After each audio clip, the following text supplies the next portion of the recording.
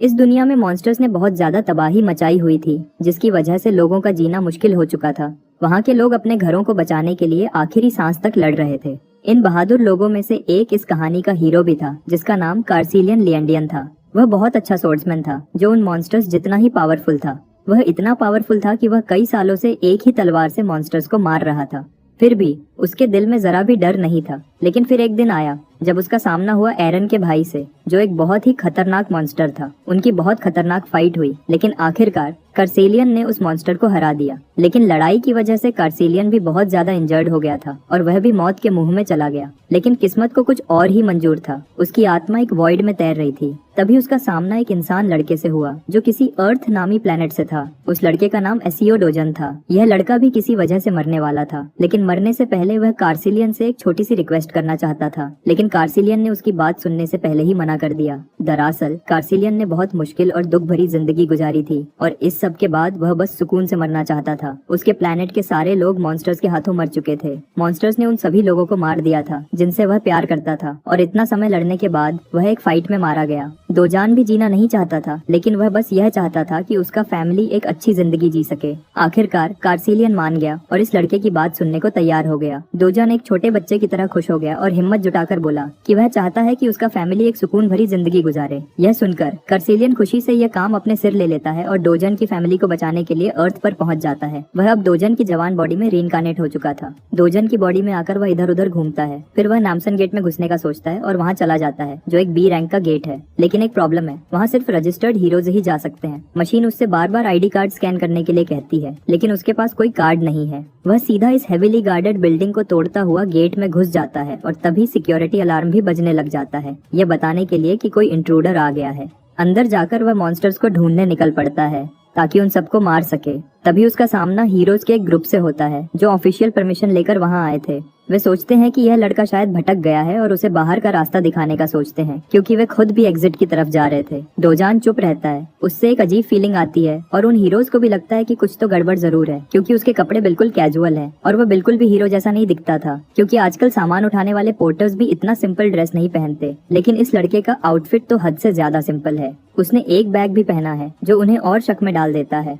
उन्हें लगता है शायद ये कोई बेचारा पोर्टर है जो अपनी पार्टी से अलग होकर खो गया है, लेकिन फिर भी उन्हें यकीन नहीं होता। डोजन सोचता है कि वे लोग उस पर काफी ज्यादा शक कर रहे हैं, तो आखिरकार वह बोल पड़ता है और उन्हें बताता है कि वह यहाँ किसी ग्रुप के साथ नहीं आया, बल्कि अकेला आया है। यह सुनकर एक हीरो आह भरता है। वह अंदाजा लगाता है कि यह लड़का यहाँ क्यों आया है। वह कहता है कि उसने ऐसे बहुत से लोग देखे हैं जो टीवी पर फ्लैशी कमर्शियल्स देखकर हीरो बनने के जोश में गेट्स के अंदर आ जाते हैं और मॉन्स्टर्स से फाइट करने के लिए इधर उधर भटकते रहते हैं। लेकिन जब वे बिना लीगल प्रोसेस के गेट्स में घुस जाते हैं तो बहुत जल्द ही मौत के मुंह में चले जाते हैं। पहले ऑफिशियली हीरो के लिए सर्टिफाई होना पड़ता है, फिर ट्रेनिंग और टेस्टिंग होती है, और ये गेट तो सी रैंक का है, जो काफी डेंजरस है। हीरो कहता है कि अगर वो एक नई शुरुआत कर रहा है तो पहले उसे एफ रैंक गेट ढूंढना होगा और उसमें प्रैक्टिस करनी होगी, वरना वह सचमुच अपनी जान से हाथ धो बैठेगा।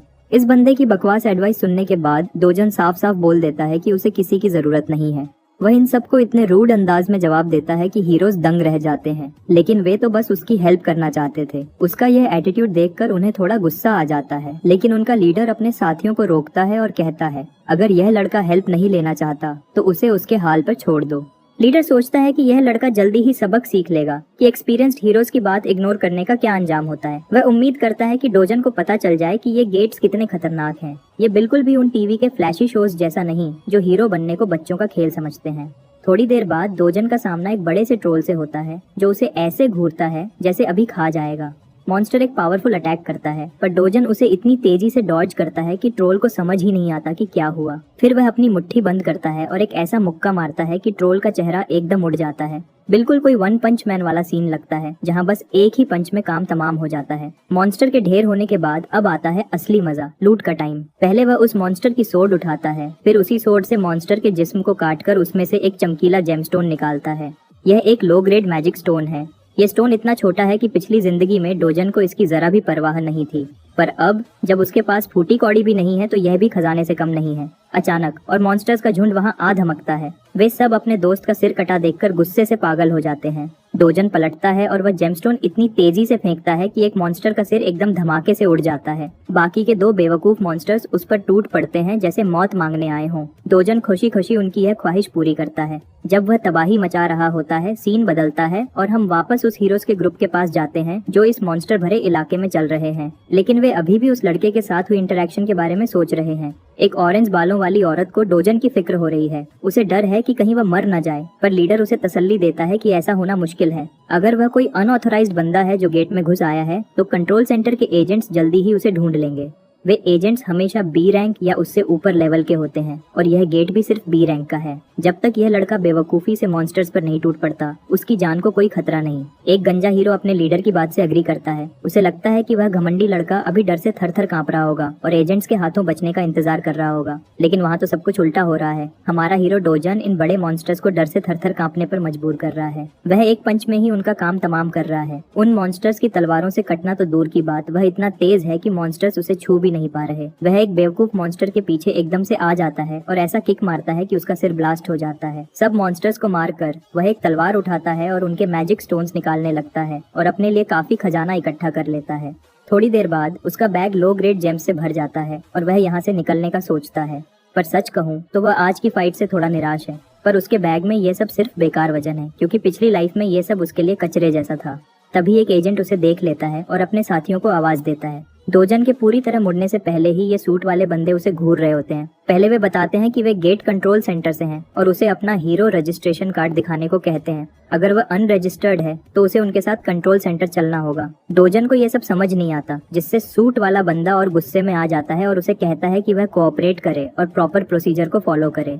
डोजन के चेहरे से बस गुस्सा झलकता है और उसे देखकर लगता है कि वह इस सब से तंग आ चुका है। यह सब ड्रामा उसका मूड खराब कर रहा है। वैसे भी डोजन के पास आर्ग्यू करने के लिए इतनी एनर्जी नहीं है। वह बस मुड़कर निकलने लगता है। जब उन्हें लगता है कि वह उनकी बात नहीं सुन रहा तो एजेंट्स उसे हैंडकफ्स लगाने की धमकी देते हैं। अगर जरूरत पड़ी तो वे फिजिकल फोर्स भी यूज करेंगे। उनमें से एक ज्यादा उतावला एजेंट आगे आता है और डोजन का हाथ पकड़कर उसे धमकाता है कि अगर वह नहीं माना तो उसे चोट लग सकती है और सारी जिम्मेदारी उसी पर होगी। सबके लिए यही बेहतर है कि यह प्रॉब्लम बातचीत से खत्म हो जाए, न कि हाथों से। डोजन का यह सब बकवास सुनने का कोई मूड नहीं था। वह उस एजेंट के हाथ को झटके से पकड़ता है और उसे धमकाता है कि वह उसके रास्ते का कांटा बनना बंद करे, वरना अच्छा नहीं होगा। यह धमकी सुनकर एजेंट डर के मारे थर-थर कांपने लग जाता है, जैसे उसके जिस्म में ठंडी लहर सी दौड़ गई हो। बाकी के 2 बेवकूफ एजेंट्स अपने मैजिक इन्फ्यूज्ड स्टिक्स निकालते हैं। ये ग्रेड 4 मैजिक स्टाफ्स हैं, इतने पावरफुल कि कोई एजेंट इनसे एक ऑर्क को भी हरा सकता है। लेकिन डोजन के सामने ये कुछ काम भी नहीं करते। डोजन उस एक एजेंट का हाथ इतना जोर से मोड़ता है कि वह चीख उठता है, बिल्कुल रोते हुए छोटे बच्चे की तरह। डोजन फिर उन्हें आखिरी वार्निंग देता है और उन्हें वहाँ से जाने को कहता है। अगर वे वहाँ से नहीं गए तो जो थोड़ी सी इज्जत बची है वह भी चली जाएगी। लेकिन ड्यूटी के पीछे पागल एजेंट्स को मजबूरन उसके वायलेंस का जवाब देना पड़ता है। वे अपने मैजिक स्टाफ से डोजन को मारने की कोशिश करते हैं, पर एक दफा भी उस पर अटैक नहीं कर पाते। डोजन एक बंदे के पीछे एक पावरफुल पंच मारता है और साथ ही एक पंच दूसरे के पेट में ठोक देता है। अब बारी है उस चश्मीश बंदे की जो अकेला खड़ा है। वह समझ जाता है कि अब उसकी खैर नहीं। वह बहुत परेशान हो जाता है। डोजन एकदम से ब्लर होने लग जाता है और हवा में गायब हो जाता है, जिसे देखकर चश्मीश एजेंट पैनिक हो जाता है कि आखिर ये आदमी कहाँ गया। फिर अचानक कहीं से एक मुक्का उसके पेट में लगता है और वह दर्द से पीछे लड़खड़ा जाता है। डोजन इन एजेंट्स के ड्रामे से तंग आ चुका है। वह सोचने लगता है कि शायद हीरो रजिस्टर करना ही बेहतर है। यह सुनकर एजेंट उसे तसल्ली देता है कि अगर वह लीगली हीरो बनकर यह सब करेगा तो कोई भी एजेंट उसे तंग नहीं करेगा। डोजन फिर उस एजेंट से रिफ्ट के बारे में पूछता है और यह सवाल एजेंट को बिल्कुल हिला देता है। स्टोरी में आगे चलने से पहले रिफ्ट के बारे में जानते हैं कि इस दुनिया में काम कैसे चलता है। यहाँ अलग अलग रास्ते हैं जो एक दूसरी दुनिया से कनेक्ट होते हैं। उस दूसरी दुनिया में अजीब से मॉन्स्टर्स रहते हैं। ये रास्ते दुनिया भर में फैले हुए हैं। मॉन्स्टर्स के बॉडी जैसे निकले जेमस्टोन से काफी एनर्जी बनाई जाती है, इसलिए ये बहुत कीमती है। इस वजह से गवर्नमेंट इन रास्तों पर पूरा कंट्रोल रखता है। हर गवर्नमेंट कंट्रोल्ड रास्ते को गेट कहते हैं और जो रास्ता गवर्नमेंट से कंट्रोल या बंद नहीं होता उसे रिफ्ट बोलते हैं। अब आते हैं वापस सीन पर। डोजन को ये बात हद से ज्यादा इरिटेटिंग लगती है कि ये एजेंट्स हर गेट में उसका पीछा करते हैं और उस पर ट्रेसपासिंग का इल्जाम लगा देते हैं। लेकिन बेचारा एजेंट उसे समझाता है कि अगर कोई अनरजिस्टर्ड हीरो बिना परमिशन के गेट में घुस जाता है तो कंट्रोल सेंटर को तुरंत पता चल जाता है और पास में बैठे एजेंट्स को उसे पकड़ने के लिए भेज दिया जाता है। जब डोजन रिफ्ट में घुसने की बात करता है तो एजेंट साफ बोलता है कि यह गेट्स जैसा आसान नहीं है। रिफ्ट में अगर कोई बिना परमिशन घुसता है तो उसे काफी सख्त सजा मिलती है। उसे कोई वार्निंग नहीं दी जाती, न ही उस पर कोई रहम किया जाता है। डोजन को यह सब कुछ बकवास लग रहा था। तंग आकर वह उस एजेंट का चेहरा पकड़ता है और उसे कचरे के बैग की तरह साइड में फेंक देता है। अब तो एजेंट को पछतावा हो रहा है कि उसने हेडक्वार्टर्स को कॉल क्यों नहीं किया। ये सब उसके लेवल से बहुत ऊपर है। जाते जाते डोजन उस कचरे जैसे एजेंट को एक आखिरी नजर से देखता है और सोचता है कि यह बंदा किसी काम का नहीं है। ऐसा लगता है जैसे एजेंट का हाथ टूटा हुआ है और साथ ही वह चिल्ला चिल्लाकर धमकियां दे रहा है कि वह डोजन को पकड़कर जेल में डाल देगा। सीन बदलता है और हम पहुंच जाते हैं Seoul Gas and Digital Complex, Gwamcheon District में। यह बड़ा सा बिल्डिंग अब हीरो कॉम्प्लेक्स के नाम से जाना जाता है। यहाँ मैजिक स्टोन्स या गेट्स से मिली हर चीज को ट्रेड किया जाता है और आजकल यह जगह पहले से भी ज्यादा बिजी है। डोजन एक ऐसी दुकान की तरफ जाता है जो मैजिक स्टोन्स खरीदने और बेचने का काम करती है। अंदर जाते ही एक बंदा उससे मिलता है जो अपने फोन में इंस्टाग्राम रील्स में डूबा हुआ है। जब डोजन कहता है कि वह कुछ मैजिक स्टोन्स बेचना चाहता है तो ये चालाक दुकानदार जल्दी से अपने बिजनेस की तारीफें करना शुरू कर देता है। वह कहता है कि उनकी ब्रांच सबसे ज्यादा प्राइस देती है और यह भी कि वे पूरे कंट्री में नंबर 1 है। डोजन आखिर में अपने सारे लो ग्रेड जेम्स निकालता है जो मॉन्स्टर के खून से लथपथ है और उन्हें काउंटर पर रख देता है। इसे देखकर उस दुकानदार का चेहरा एकदम बदल जाता है। ऐसा लगता है जैसे उसे कोई बड़ा झटका लगा हो। दुकान के मालिक को ये खून से लथपथ मैजिक स्टोन्स देखकर बहुत ग्रोस लगता है, पर वह कोई शिकायत नहीं करता और डील आगे बढ़ाता है। वह डोजन से पूछता है कि जब तक स्टोन्स प्रोसेस हो रहे हैं तो क्या वह कॉफी पीना पसंद करेगा। थोड़ी देर बाद डोजन कॉफी पी रहा होता है और दुकानदार बड़े ध्यान से स्टोन्स पर लगा खून साफ करता है। फिर वह हिसाब लगाता है। वहाँ पर 12 low grade magic stones, 16 medium grade और 5 अपर और लोअर ग्रेड स्टोन्स थे। दुकानदार अपना 40% कमीशन काटने के बाद डोजन को उन स्टोन्स के बदले 5.5 मिलियन वन देने का कहता है, लेकिन डोजन को यह 40% कमीशन का सुनकर गुस्सा आ जाता है। उसे लगता है कि ये तो बिल्कुल नाइंसाफी है क्योंकि उसने इतनी मेहनत करके फाइट की, अपना वक्त बर्बाद किया और आखिर में ये चालू बंदा प्राइस का आधा पैसा क्यों ले रहा है। दुकानदार बड़े घमंड से कहता है कि वह तो उस पर एहसान कर रहा है और सिर्फ 40% ही ले रहा है क्योंकि इस बिजनेस में बाकी सब 45% या ज्यादा चार्ज करते हैं। दुकानदार इतना कॉन्फिडेंट है कि वह डोजन को चैलेंज करता है कि अगर उसे प्राइस पसंद नहीं आई तो वह अपने स्टोन्स वापस ले जाए क्योंकि कोई भी इससे बेहतर डील नहीं देगा। पर डोजन उसके झांसे में नहीं आता और अपने कीमती स्टोन्स बैग में वापस भरने लगता है। जब दुकानदार देखता है कि उसका ड्रामा काम नहीं कर रहा, वह डोजन का हाथ पकड़ता है और सफाई और कॉफी का बिल मांगता है। 30,000 वन सफाई करने के और 10,000 कॉफी के और ऊपर से खून साफ करके उसका महंगा टॉवल भी खराब हो गया है। सब कुछ जोड़कर डोजन पर 350,000 वन का कर्जा बनता है। डोजन इस फिजूल डिमांड को बिल्कुल नहीं मानता, चाहे यह पागल बंदा कितना भी जोर लगा ले। जब दुकान के मालिक को लगता है कि उसकी चाल काम नहीं कर रही तो वह गुंडागर्दी पर उतर आता है और धमकी देता है कि उसके पास C क्लास हीरोज हैं जो गार्ड्स के रूप में काम करते हैं। तभी पीछे के दरवाजे से ये बड़े बड़े हीरोज अंदर घुस आते हैं और पूछते हैं कि क्या प्रॉब्लम है। वे कहते हैं कि अगर कोई प्रॉब्लम कर रहा है तो वह उसे संभाल लेंगे। डोजन ये सब सुनकर उन्हें गुस्से से देखता है और दुकानदार भी उसी को घूरता है। थोड़ी देर बाद सीन बदलता है और हम देखते हैं कि दुकानदार डर के मारे पसीने से डूबा हुआ होता है, जो थोड़ी देर पहले तक अपने आप को हीरो समझ रहा था। लेकिन डोजन ने उसके 3 C क्लास हीरोज को रेंटल टू बिना किसी प्रॉब्लम के ढेर कर दिया था, जिन पर उस दुकान के मालिक को काफी भरोसा था। लेकिन अब क्लियर हो गया था कि यहाँ असली हीरो कौन है। फिर दुकानदार काउंटर के पास जाता है और बड़े आराम से कमीशन को 1% तक कम कर देता है और कोई सवाल नहीं करता, क्योंकि जब डोजान किसी की आंखों में आंखें डालकर देखता है तो कोई आर्ग्यू नहीं करता। डील हो जाती है और डोजान अपने हंट के पैसों का एक बड़ा ढेर लेकर निकल जाता है जो उसने अपना खून पसीना बहाकर कमाए थे। उसकी दादी और बहन दोनों इस बड़े से पैसों के ढेर को देखकर दंग रह जाती हैं। दादी को शक होता है कि डोजन शायद नकली नोट्स लेकर आया है, पर डोजन जल्दी से उनका शक दूर करने के लिए बताता है कि यह पैसा एक दोस्त के साथ बिजनेस में इन्वेस्ट करने से आया है जो अब काफी चल गया है। इससे उन्हें उनके सवालों का जवाब मिल जाता है। लेकिन दादी को यकीन नहीं आता कि उसके पोते का ऐसा कोई दोस्त भी है, पर डोजन एक और झूठ बोलता है कि यह उसका बचपन का दोस्त था। आखिर में दादी भी सवाल करना छोड़ देती है। इधर डोजन की छोटी बहन अपने बड़े भाई पर बहुत प्राउड है कि उसने उनके फैमिली को अमीर बना दिया। डोजन अपनी बहन के सिर पर हाथ फेरते हुए उसे लग्जरी लाइफ देने का प्रॉमिस करता है और कहता है कि अब से वे अमीरों वाली लाइफ गुजारेंगे। उसकी छोटी बहन खुशी से इधर उधर उछलने लगती है और अमीर होने के बारे में सोचती है। उसकी यह खुशी देखकर डोजन को एहसास होता है कि वह उस प्रॉमिस को पूरा करने में कामयाब हो रहा है जो उसने किया था। उसे उस लड़के की बात याद आती है जिसका जिस्म अब उसके पास है। उसकी आखिरी विश थी कि उसकी दादी और छोटी बहन यूनियोंग एक सेफ और हैप्पी जिंदगी जिए। वह बेचारा लड़का गायब हो गया था इससे पहले कि डोजन कुछ बोल पाता, और जब वह उठा वह एसईओ डोजन बन चुका था। अब उसका एक ही मिशन है कि यह छोटा सा फैमिली हमेशा खुश रहे। इसके लिए वह कोरिया का सबसे सेफ घर खरीदने का सोचता है जिसकी प्राइस अब 110 बिलियन वन है। उसके लिए पैसा कमाना कोई मसला नहीं, लेकिन इसके लिए उसे अपनी पुरानी ताकत वापस चाहिए ताकि वह आसानी से बड़े मॉन्स्टर्स को मारकर पैसा कमा सके। यह दुनिया उस दुनिया से काफी मिलती जुलती है जहाँ से डोजन आया था, लेकिन वह दुनिया अब तबाह हो चुकी है। बस यहाँ का एक बड़ा फर्क ये है कि यहाँ के रिफ्ट्स, गेट्स और मॉन्स्टर्स सब उस दुनिया के मुकाबले थोड़े कमजोर हैं। डोजन अपनी पुरानी जिंदगी में सोर्ड मास्टर के नाम से जाना जाता था और उसके लिए तो यह दुनिया एक बच्चों के प्लेग्राउंड जैसी है।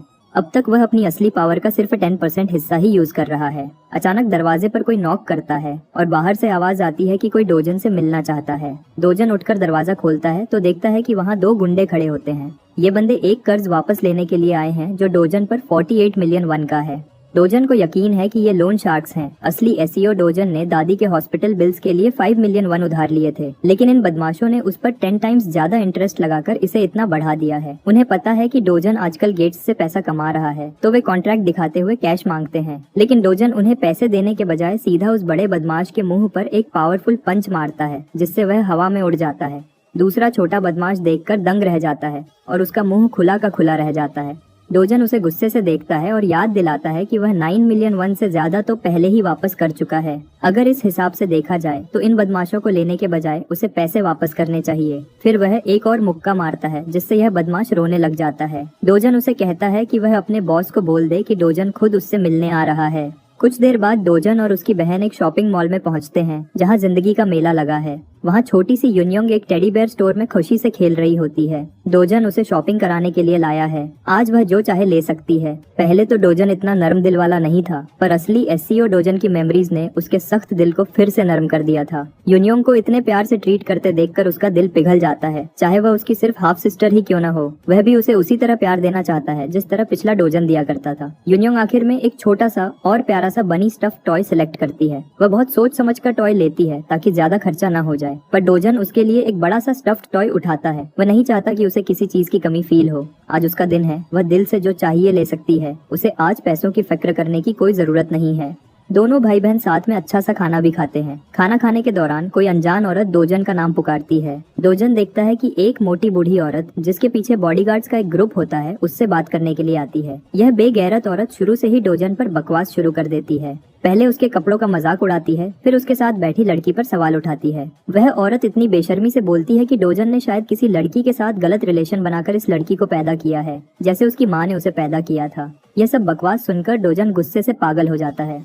छोटी यूनियोंग को समझ नहीं आता कि यह औरत कौन है और क्यों इतनी बकवास कर रही है। फिर यह औरत यूनियोंग को टारगेट बनाती है और उसका नाम पूछती है। यूनियोंग अपना नाम ली यूनियोंग बताती है, जिससे इस औरत को पता चल जाता है कि वह डोजन की बहन है। लेकिन यह फिर भी नहीं रुकती और यूनियोंग के कपड़ों का भी मजाक उड़ाती है, उसे भीगी बिल्ली कहती है और उसकी मर चुकी माँ को भी बुरा भला कहती है। यह सब डोजन के दिल पर छुरी की तरह लगता है, पर न जाने क्यों वह अपने गुस्से को रोक रहा है। इस औरत के इतने उकसाने पर भी वह उस पर हाथ नहीं उठाता। यह औरत भी हैरान हो जाती है कि डोजन खुद पे इतना कंट्रोल कैसे कर रहा है और उसके झांसे में क्यों नहीं आ रहा। तो ये मोटी औरत एक कदम आगे बढ़ती है और यूनियोंग से पूछती है कि हार्लट का मतलब क्या है।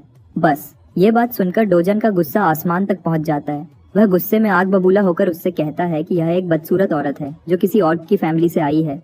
मोटी औरत तो डोजन के तीखे जवाब सुनकर दंग रह गई। उसका दिमाग एकदम खाली हो गया। आखिर डोजन इस औरत को इतना क्यों बर्दाश्त कर रहा था। दरअसल डोजन एक नाजायज औलाद था और 7 साल की उम्र में उसकी माँ मर गई थी। उसने अपनी सारी जिंदगी गरीबी में गुजारी। जब वह अपने बाप के घर पहुंचा तो बाप ने नई शादी कर ली थी और सबने उससे मुंह फेर लिया था। बातें और भी बिगड़ गईं जब उसके बाप की असली बीवी ने एक बेटे को जन्म दिया और डोजन को बिल्कुल नजरअंदाज कर दिया गया। हालात इतने खराब हो गए कि उसे उसी घर से निकाल दिया गया जहां वह रहता था। उसे अपनी छोटी बहन के साथ अपनी दादी के घर रहना पड़ा।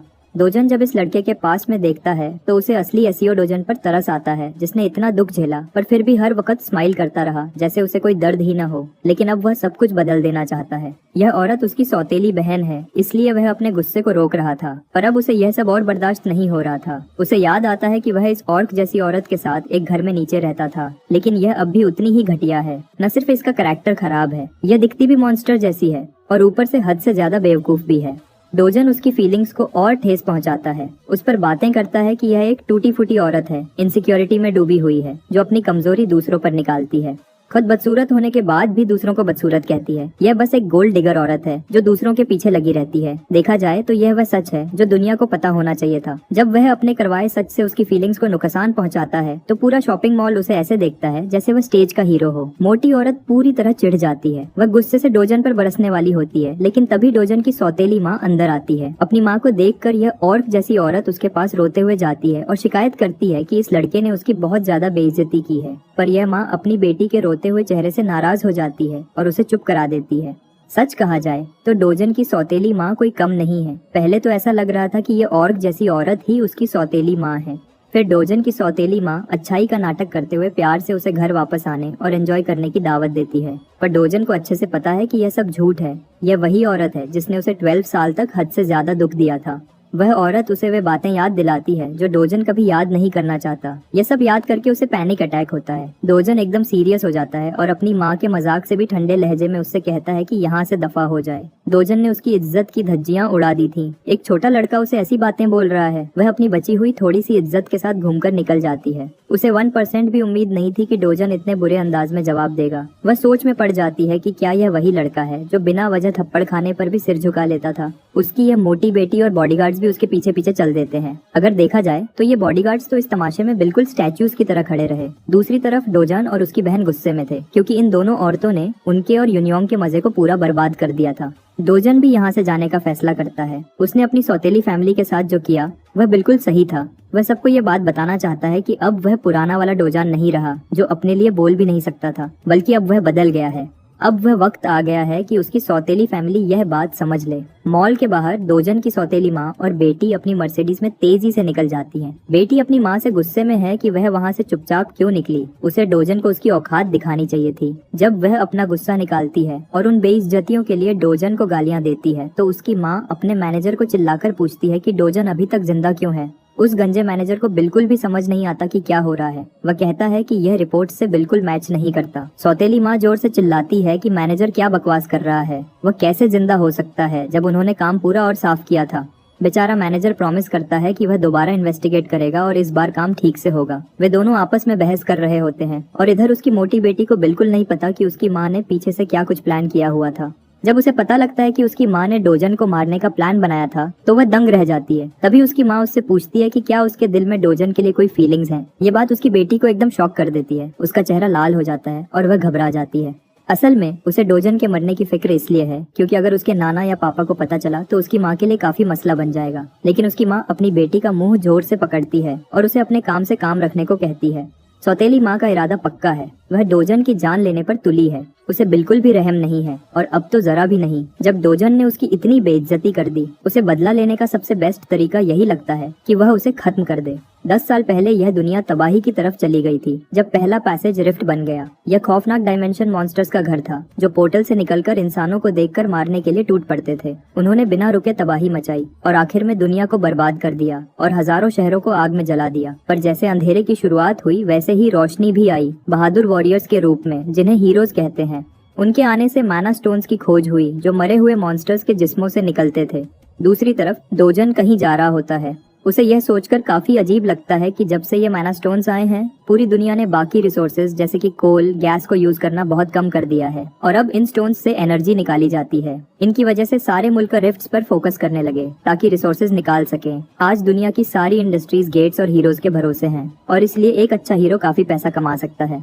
डोजन अपनी मंजिल पर पहुंच जाता है जो है योंगजोंग कैपिटल। वह यहाँ उन बदमाशों के बॉस से मिलने आया है। अंदर जाते ही उसे बॉस और उसके गुंडे मिलते हैं जो देखने में बिल्कुल आम से बदमाश लगते हैं, जो सिर्फ छोटे मोटे काम करते हैं। डोजन बिल्कुल रिलैक्स है। बॉस अपना सिगरेट बुझाता है और डोजन की हिम्मत की दाद देता है। न सिर्फ उसने उसके बंदों की पिटाई की बल्कि खुद उसके दरवाजे पर भी आ गया। इससे साफ दिखता है कि डोजन किसी की परवाह नहीं करता।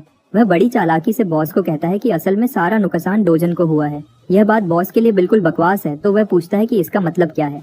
डोजन उसे कहता है कि वह यहाँ अपना हक का पैसा लेने आया है। उसने इन बदमाशों की वजह से मेंटल, फिजिकल और फाइनेंशियल नुकसान झेला है। उसकी इन पावरफुल बातों से बॉस उसमें एक बड़ा चेंज नोटिस करता है। वह सोचता है कि यह लड़का अब वह पुराना नरम दिल या शांत इंसान नहीं रहा, और तो और इसने उसके भेजे हुए बदमाशों को मजा चखाया। बॉस को शक होता है कि शायद एसियो डोजन को गेट्स में कुछ पावरफुल चीज मिली है, पर फिर भी यह बॉस अपना घमंड नहीं छोड़ता और डोजन को कहता है कि उसका यह नया कॉन्फिडेंस उसकी बर्बादी की वजह बनेगा। वह डोजन को कहता है कि वह अपनी पावर्स पर कुछ ज्यादा ही भरोसा कर रहा है और उसे डराने के लिए बदमाशों का एक ग्रुप बुला लेता है, चाहे वह कितने भी आदमी जमा कर ले। पर सोर्ड मास्टर की पावर के आगे ये सब कीड़े मकोड़े हैं। बॉस घमंडी अंदाज में कहता है कि जो लोग ओवर कॉन्फिडेंट होते हैं वे भी एक न एक दिन मर जाते हैं। सबसे मजे की बात यह है कि ये बॉस समझता है कि एसियो डोजन बस एक डी क्लास हीरो है और उसे लगता है कि उसका गैंग उसे आसानी से खत्म कर देगा।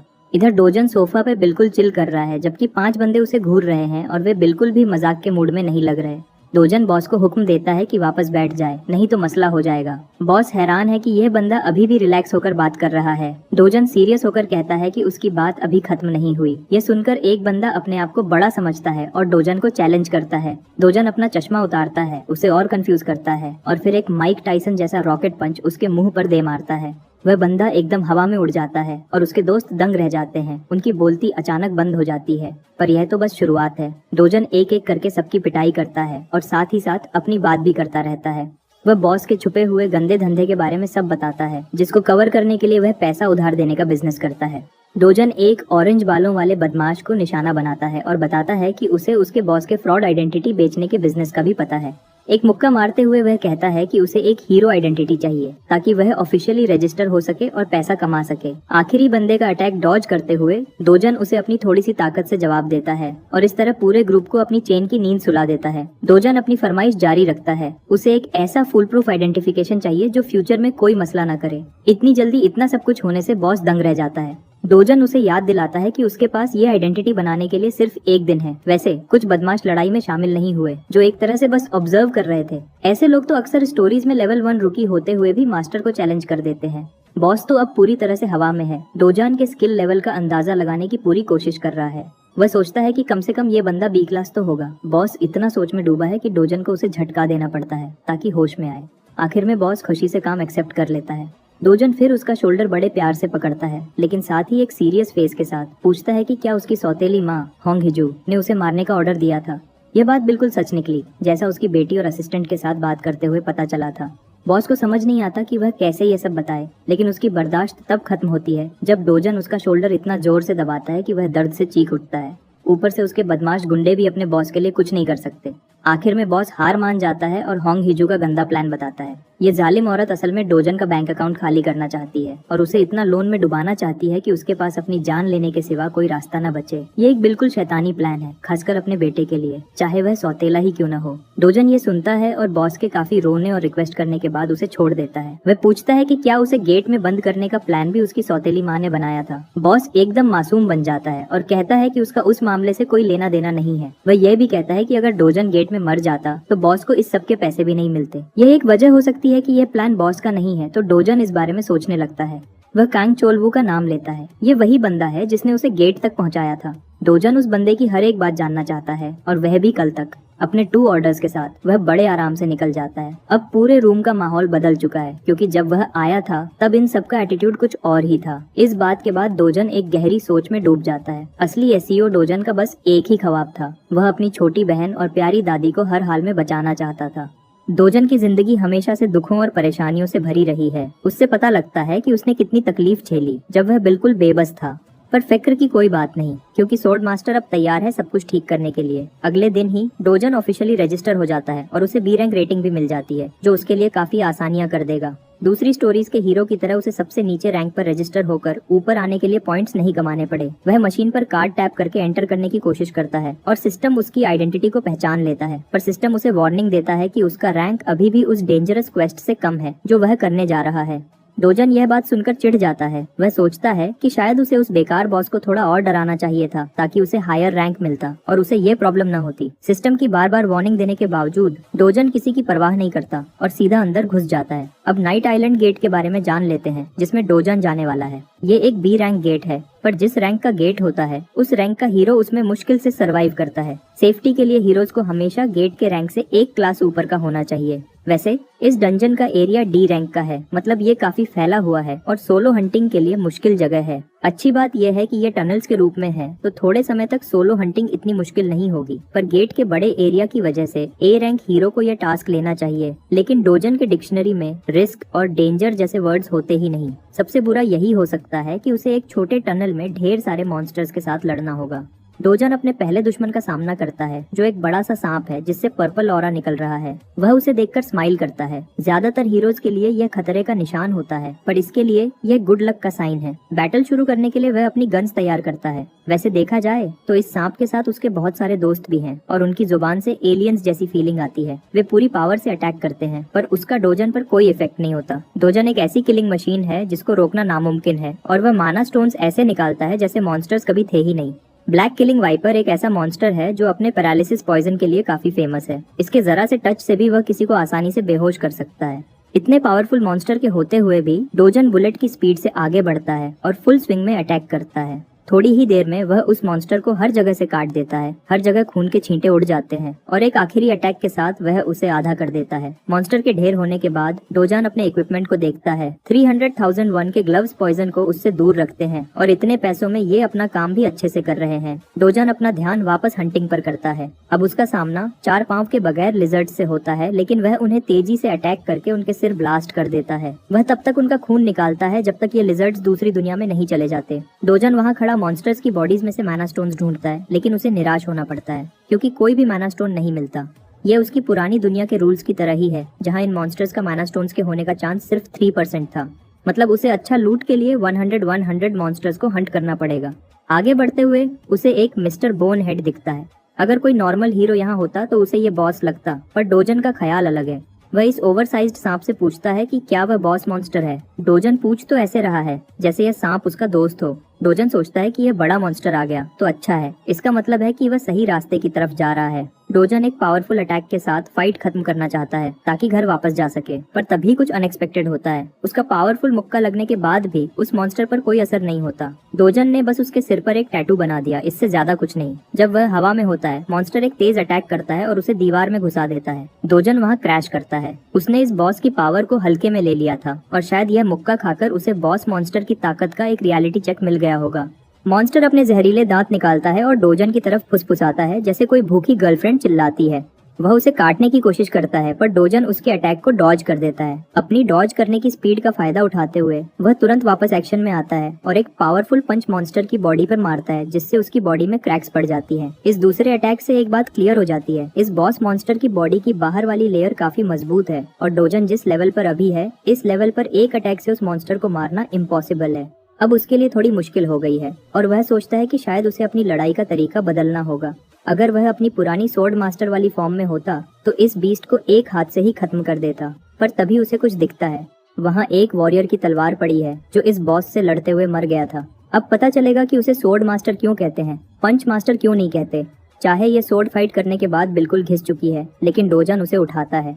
उसे इस बात पर भरोसा है कि तलवार उतनी ही पावरफुल होती है जितना उसे यूज करने वाला होता है। इस सोच के साथ तलवार हाथ में लेता है और उस मॉन्स्टर सांप की तरफ बढ़ता है। मॉन्स्टर फिर से तेजी से उस पर अटैक करता है, पर डोजन हवा में जंप करता है और घमंड से कहता है कि इस मॉन्स्टर को खलोश होना चाहिए कि वह इसे फाइट के लिए अपनी फुल पावर लगा रहा है। चाहे तलवार की हालत खराब है, लेकिन डोजन इतने पावरफुल अटैक्स करता है कि कुछ ही अटैक्स में सांप का जिस्म टुकड़े टुकड़े हो जाता है। ये सीरियस लड़ाई एक मजाक में बदल जाती है जब सांप मर जाता है और डोजन की तलवार धूल में मिल जाती है। वह मॉन्स्टर काफी पावरफुल था, मगर सोर्ड गॉड के आगे नहीं टिक पाया। बॉस मॉन्स्टर के मरने के बाद डोजन को एक अच्छा आइडिया आता है जिसके बारे में ज्यादातर हीरोज नहीं सोचते। वह मॉन्स्टर का एक दांत तोड़ लेता है और सोचता है कि इसे अच्छे से क्राफ्ट करने के बाद एक अच्छा शॉर्ट सोर्ड बन सकता है। इसे अपने हंट का रिवॉर्ड समझकर वह गेट से निकल जाता है। जब तक वह गेट से बाहर आता है, बाहर काफी रात हो चुकी है। उसने बी रैंक गेट में सोचा से ज्यादा वक्त लगा दिया है और जैसा उसने गेट में देखा, इसके बाद उसे अपनी पावर वापस पाने का जोश और बढ़ गया। वह थोड़ा खुश भी है कि उसके पुराने दोस्त उसका यह कमजोर वर्जन नहीं देख रहे, वरना डोजन बहुत शर्मिंदा होता। हंट से वापस आकर वह अपने माना स्टोन्स बेचने जाता है। उसके सामने एक और हीरो है जो अपने माना स्टोन्स के बड़े बैग के साथ आया है। ये चालाक रिसेप्शनिस्ट उसे बिल्कुल कचरे जैसा ट्रीट करता है और कहता है कि कमीशन रेट 40% है। ये बेचारा हीरो भी इस फ्रॉड रेट के पीछे की चालाकी समझ जाता है और कहता है कि वह एक सिंपल सा हीरो है। रिसेप्शनिस्ट ने जैसे डोजन के साथ किया, वह उस हीरो को भी समझाता है कि उनका रेट तो पूरी मार्केट में सबसे कम है। गेट सेंटर 5% लेता है, पर उसमें टैक्सेस नहीं होते।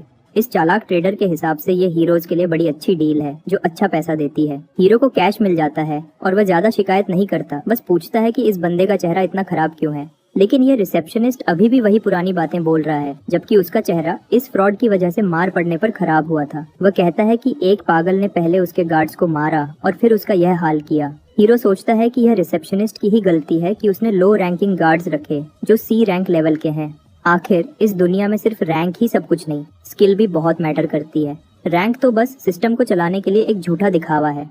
हीरो ये समझता है कि एक ही रैंक के लोगों में स्किल्स और एबिलिटीज में बहुत फर्क होता है, तो सबको एक जैसा नहीं समझना चाहिए। और सबसे बड़ा फर्क ये भी है कि एक गार्ड जो पूरा दिन शॉप के बाहर बैठा रहता है उसकी पावर में, और एक हीरो जो हर वक्त फाइट करता रहता है उसकी पावर में बहुत फर्क होता है।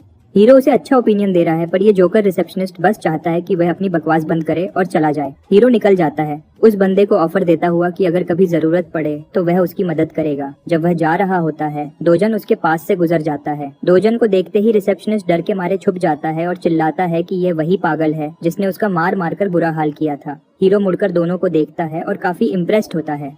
वह डोजन की पतली और लंबी बॉडी को गौर से देखता है, पर यह बात जानकर कि उसने यहाँ के गार्ड्स को मारा था, वह उससे लड़ाई के लिए तैयार हो जाता है। वह पूछता है कि क्या यह वही आदमी है जो तुम्हें परेशान करता है। इस हीरो की एक अच्छी बात है, वह छोटी छोटी बातों पर गुस्सा नहीं होता। उसे लगता है कि डोजन अपनी हीरो वाली पावर का गलत इस्तेमाल कर रहा है और सिविलियंस को अपनी पावर से डरा रहा है। लेकिन सच इससे बिल्कुल अलग है, क्योंकि उसे सिर्फ एक तरफ की कहानी पता है। रिसेप्शनिस्ट इस तमाशे का मजा ले रहा है क्योंकि उसे पता है कि यह हीरो 7 साल पुराना हीरो है। अगर इसे यहाँ कुछ हो गया तो इसके बहुत से कनेक्शंस हैं जो डोजन को परेशान कर सकते हैं, और इस हीरो को कोई परवाह नहीं कि डोजन कौन है। डोजन मुड़कर उससे कहता है कि वह यहाँ से दफा हो जाए। ये बात सुनकर हीरो और गुस्सा हो जाता है और अब उसे लगता है कि डोजन सच में बदतमीजी कर रहा है। डोजन पूछता है कि क्या यह बंदा उससे बदला लेने का सोच रहा है। यह सुनकर वेटरन हीरो और भड़क जाता है, पर एक जिम्मेदार और एक्सपीरियंस्ड हीरो होने के नाते उसे पता है कि दूसरे हीरोज से लड़ना बेवकूफी है। इसमें मौत का रिस्क मॉन्स्टर्स से लड़ने से भी ज्यादा है। यह सोचकर वह ठंडा हो जाता है और पीठ फेरकर चला जाता है। रिसेप्शनिस्ट यह देखकर दंग रह जाता है। डोजन इस चालाक ट्रेडर की तरफ मुड़ता है और पूछता है कि क्या उसे कोई मसला है जो वह हल करना चाहता है। जवाब से पहले वह एक बैग भरकर माना स्टोन्स उसके सामने फेंक देता है और उनके बदले पैसे मांगता है। ये सब हाई ग्रेड माना स्टोन्स हैं, जो देखकर रिसेप्शनिस्ट सोचता है कि आखिर ये बंदा है कौन। रिसेप्शनिस्ट के हिसाब से इस सब का टोटल 150 मिलियन वन बनता है। पहली बात, ये किसी नॉर्मल हीरो के लिए बहुत ज्यादा है, पर डोजन के लिए एक दिन के हंट के लिए ये काफी कम है। वह कैश मांगता है, पर रिसेप्शनिस्ट उसे कमीशन रेट याद दिलाता है जो पहले कैलकुलेट करना है। इससे डोजन का चेहरा गुस्से से भर जाता है, पर जब उसे याद आता है कि उनकी डील में रेट सिर्फ 1% है, वह ठंडा हो जाता है और कहता है कि बाकी पैसा जल्दी दे दो। इस फ्रॉड के दिमाग में तो डोजन को पीटने का ख्याल आता है, पर यह बस उसकी ख्याली दुनिया में हो सकता है। वह कहता है कि इतने बड़े अमाउंट के लिए अपर मैनेजमेंट से अप्रूवल चाहिए होगा। डोजन एक सेकंड जाया किए बगैर उसे अभी के अभी अप्रूवल लेने का कहता है। रिसेप्शनिस्ट जल्दी से अपने बॉस को फोन करता है और सारी सिचुएशन आहिस्ता आवाज में बताता है, पर इससे पहले कि वह डील पक्की करे, डोजन फोन छीन लेता है और बॉस से जल्दी से पेमेंट सेंड करने का कहता है। बॉस राजी हो जाता है और फोन वापस एम्प्लॉई को देने को कहता है। डोजन बड़े मजे से फोन वापस करता है, पर जानबूझकर या शायद गलती से उसे दीवार पर दे मारता है।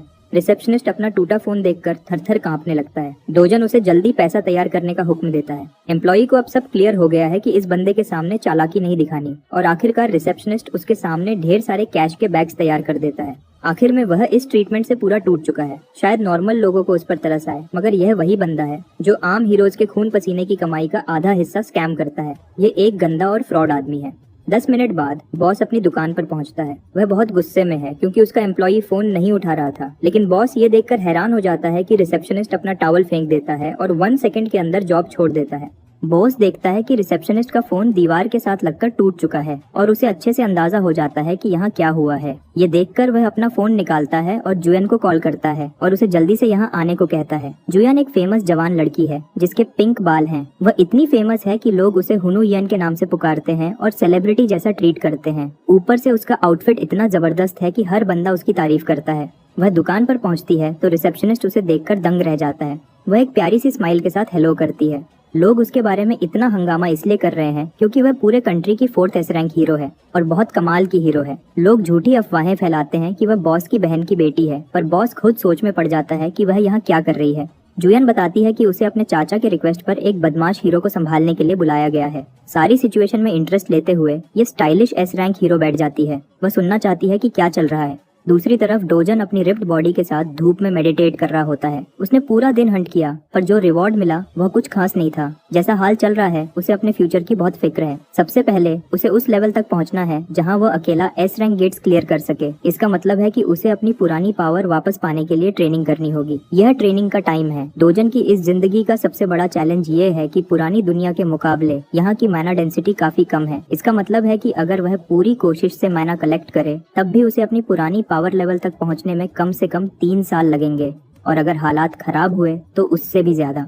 अच्छी बात यह है कि वह बेहतर इक्विपमेंट लेकर अपनी पावर बढ़ा सकता है, पर मसला ये है कि सबसे बेकार वेपन्स भी 100 मिलियन में आता है। ये पैसा बर्बाद करने जैसा है। अचानक उसकी बॉडी में डर की फीलिंग आती है। उसे किसी पावरफुल चीज की प्रेजेंस फील होती है। वह अपना फोकस यूनियोंग पर करते हुए तेजी से अपनी बहन को पकड़ता है और सबको जल्दी से अंदर जाने को कहता है। अंदर जाकर वह कमरा बंद कर देता है, जबकि उसकी दादी बिना सब्र किए उससे पूछती है कि क्या हो रहा है। पूरी बिल्डिंग एक जोर के झटके से हिलती है, जिससे दादी डर के मारे पूछती है कि क्या ये अर्थक्वेक है। छोटी यूनियोंग बहुत घबरा जाती है, पर सच सिर्फ डोजन को पता है। ये कोई अर्थक्वेक नहीं, कुछ और है। डोजन बाहर से आती हुई पावरफुल और खतरनाक एनर्जी को फील करता है। एक रिफ्ट उनकी दुनिया में खुल गया है और वह भी उनके घर के बिल्कुल ऊपर है। इस प्रॉब्लम को संभालने के लिए वह तेजी से दौड़ता है और अपने प्यारों को अंदर ही रहने को कहता है, क्योंकि बाहर जाना खतरनाक है।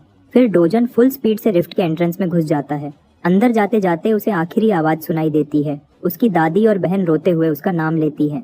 दूसरी तरफ हीरो एसोसिएशन में सब मेंबर्स को एकदम अलर्ट कर दिया जाता है, क्योंकि मापो रीजन के ऊपर एक रिफ्ट खुल गया है। ये पिछले रिफ्ट के 63 दिन बाद हुआ। मैनेजर को पता है कि व्हाइट लायन गिल्ड मापो के सबसे क्लोज है, तो वह अपने स्टाफ को व्हाइट गिल्ड को जल्दी से कांटेक्ट करने का कहता है और साथ ही उस रिफ्ट के पास सारे हीरोज को अलर्ट करने को कहता है, ताकि सिचुएशन को कंट्रोल किया जा सके। रिफ्ट के एग्जैक्ट लोकेशन को देखते ही उसे पता चलता है कि यह एक घर के ऊपर खुला है। ये उनके लिए भी मुश्किल सिचुएशन है, क्योंकि अगर कोई सिविलियन रिफ्ट में घुस जाता है तो उसकी मौत पक्की है। और दूसरी बात, रिफ्ट किसी और को अंदर जाने नहीं देता, और अगर अंदर का इंसान मर जाता है तो 10 दिन में मॉन्स्टर्स की एक खतरनाक वेव बाहर आएगी, जो उस एरिया के लोगों के लिए तबाही बन जाएगी। ये मॉन्स्टर वेव इतनी पावरफुल होगी कि सोल सिटी पूरी तरह खतरे में पड़ जाएगा। मैनेजर को क्यूरियोसिटी होती है कि आखिर कौन है वह जो रिफ्ट में घुस गया है। तभी उसे पता चलता है कि सीओ डोजान ने एक्शन लिया है, क्योंकि वह उस घर का रेजिडेंट है। डोजन की दादी उन्हें बताती है कि वह अपनी फैमिली को बचाने के लिए रिफ्ट में घुस गया है। उन्हें लगता है कि वह कोई हीरो नहीं है, और यह बात प्रॉब्लम को और मुश्किल बना देती है, क्योंकि एक आम इंसान का रिफ्ट से जिंदा वापस आना नामुमकिन सा है। इससे हीरो एसोसिएशन का पूरा स्टाफ परेशान हो जाता है, क्योंकि वे कुछ नहीं कर सकते। दूसरी तरफ डोजान की सौतेली माँ होंगजू गुस्से में आग बबूला हो जाती है जब उसे डोजान की न्यू पावर्स की खबर मिलती है। उसे यकीन नहीं होता कि इतना कमजोर लड़का आज इतना पावरफुल हो गया है। उसका असिस्टेंट रिपोर्ट देता है कि चाहे डोजान ने हीरो एसोसिएशन में ऑफिशियली रजिस्टर नहीं किया, पर यह कंफर्म हो गया है कि पिछले गेट से वापस आने के बाद उसकी न्यू पावर्स अनलॉक हो गई है। ये बात होंगजू को गुस्से में पागल कर देती है, क्योंकि कांग चोलवू को काम खत्म करना था, पर उसने डोजन को और मजबूत कर दिया। वह पागलों की तरह गुस्सा करती हुई टेबल पर मुक्का मारती है और पूछती है कि ये लोग उसे खुद क्यों नहीं मार सके। उसे इस बात का भी गुस्सा है कि उन्होंने उस काम के पैसे लिए जो उन्होंने पूरा भी नहीं किया। वह मैनेजर ली पर गुस्सा करती है और कांग चोलवू को मैसेज भेजती है कि अगर उसने डोजन को खुद नहीं मारा तो उसे 10 गुना पैसा वापस करना होगा। लेकिन तभी उसका असिस्टेंट बताता है कि शायद अब उन्हें उससे कांटेक्ट करने की जरूरत भी नहीं पड़ेगी। वह उसे नए रिफ्ट के बारे में बताता है जो डोजन के घर के ऊपर खुला है, और ये कंफर्म है कि डोजन उसमें घुस गया है। ये सुनते ही होंगजू खुश हो जाती है, क्योंकि उसे लगता है कि डोजन जिंदा नहीं बचेगा। वह थोड़ी चुप हो जाती है और एक बार के लिए नॉर्मल दिखती है, लेकिन अपने असिस्टेंट को कहती है कि सिचुएशन को देखते रहें जब तक और न्यूज नहीं आती। इधर डोजन अभी रिफ्ट के डोमेन में पहुंचा है। यह एक जंगल है, वही जंगल जहाँ वह अपनी जवानी में मजा करता था। जंगल बिल्कुल वैसा ही है जैसा उसे याद था, हर चीज वैसी की वैसी ही है। यहाँ का डीप मैना भी उसी तरह का है जैसा पहले हुआ करता था। रास्ते में चलते हुए वह दुनिया के सबसे पावरफुल वर्ल्ड ट्री से दोबारा मिलकर खुश हो जाता है। ये ट्री माना को उसके सबसे प्योर फॉर्म में निकालता है। ये ट्री दुनिया की पावर को बैलेंस करता है। इतना डिवाइन है कि जब पुरानी दुनिया तबाह हुई तो ये ट्री जलकर राख हो गया था और माना का फ्लो हमेशा के लिए खत्म हो गया। पर इस रिफ्ट डायमेंशन में ट्री बिल्कुल ठीक है जैसा डोजन को याद था। उसे इसका रीजन नहीं पता, मगर एक बात पक्की है, वह इस ट्री से माना एब्जॉर्ब करके अपनी पुरानी पावर वापस ले सकता है। वह वर्ल्ड ट्री के नीचे माना के बेस्ट फ्लो में मेडिटेट करना शुरू कर देता है और डोजन की पावर दिन ब दिन बढ़ती जाती है। वह 3 दिन से ज्यादा बिना कुछ खाए पिए बैठा रहता है। पूरे 10 दिन गुजर जाते हैं और वह बस अपनी सांस को बेहतर करने पर फोकस करता है। 10th रात के आखिर में एक प्रॉब्लम उसके पास खुद चली आई और उसका मेडिटेशन टूट गया। ये एलियन जैसे मॉन्स्टर्स, जिन्हें वॉल्सिना कहते हैं, ट्री को जलाने आए जैसा उन्होंने पहले किया था। पर इस बार इस अटैक को रोकने के लिए डोजन वहाँ है। मॉन्स्टर्स उस पर अटैक करते हैं, लेकिन डोजन को अफसोस होता है कि उसके पास वाटर एलिमेंट सोर्ड नहीं है जिसे यूज करके वह इन्हें आसानी से मार सकता है। ये फायर मॉन्स्टर्स उसकी तरफ चिल्लाते हुए बढ़ते हैं, पर डोजन में इतना माना भर चुका है कि उसे किसी वेपन की जरूरत नहीं है। अब वह खुद एक वेपन बन चुका है और उसके हाथ भी एक प्रॉपर हाई रैंक वेपन बन चुके हैं। हाथ आगे बढ़ाते हुए वह अपने माना से इतनी पावर निकालता है कि एक मॉन्स्टर मारा जाता है। दूसरा मॉन्स्टर उसकी इस एबिलिटी से दंग रह जाता है। दरअसल ये था माना रिलीज अटैक, एक ब्लास्ट टाइप अटैक जो माना को एक बॉम्ब जैसे यूज करता है। डोजन ने काफी वक्त बाद इस एबिलिटी को ऐसे यूज किया है क्योंकि पहले उसका माना कम था। पर वॉल्सिना मॉन्स्टर्स अभी खत्म नहीं हुए। डोजन पर अटैक करते हुए वे अपने मुंह से लेजर बीम्स छोड़ते हैं। ये बीम्स तेजी से डोजन की तरफ आते हैं, पर वह चिल रहकर अपने माना से खुद को प्रोटेक्ट करता है। मॉन्स्टर्स की तरफ बढ़ते हुए उसकी बॉडी में माना का ओवरफ्लो होता है, तो वह कहता है कि उसने आखिर में वर्ल्ड ट्री को बचा लिया है और अब वह थोड़ी सी मस्ती करने के लिए और अपनी ट्रेनिंग के रिवॉर्ड का मजा लेने के लिए रेडी है।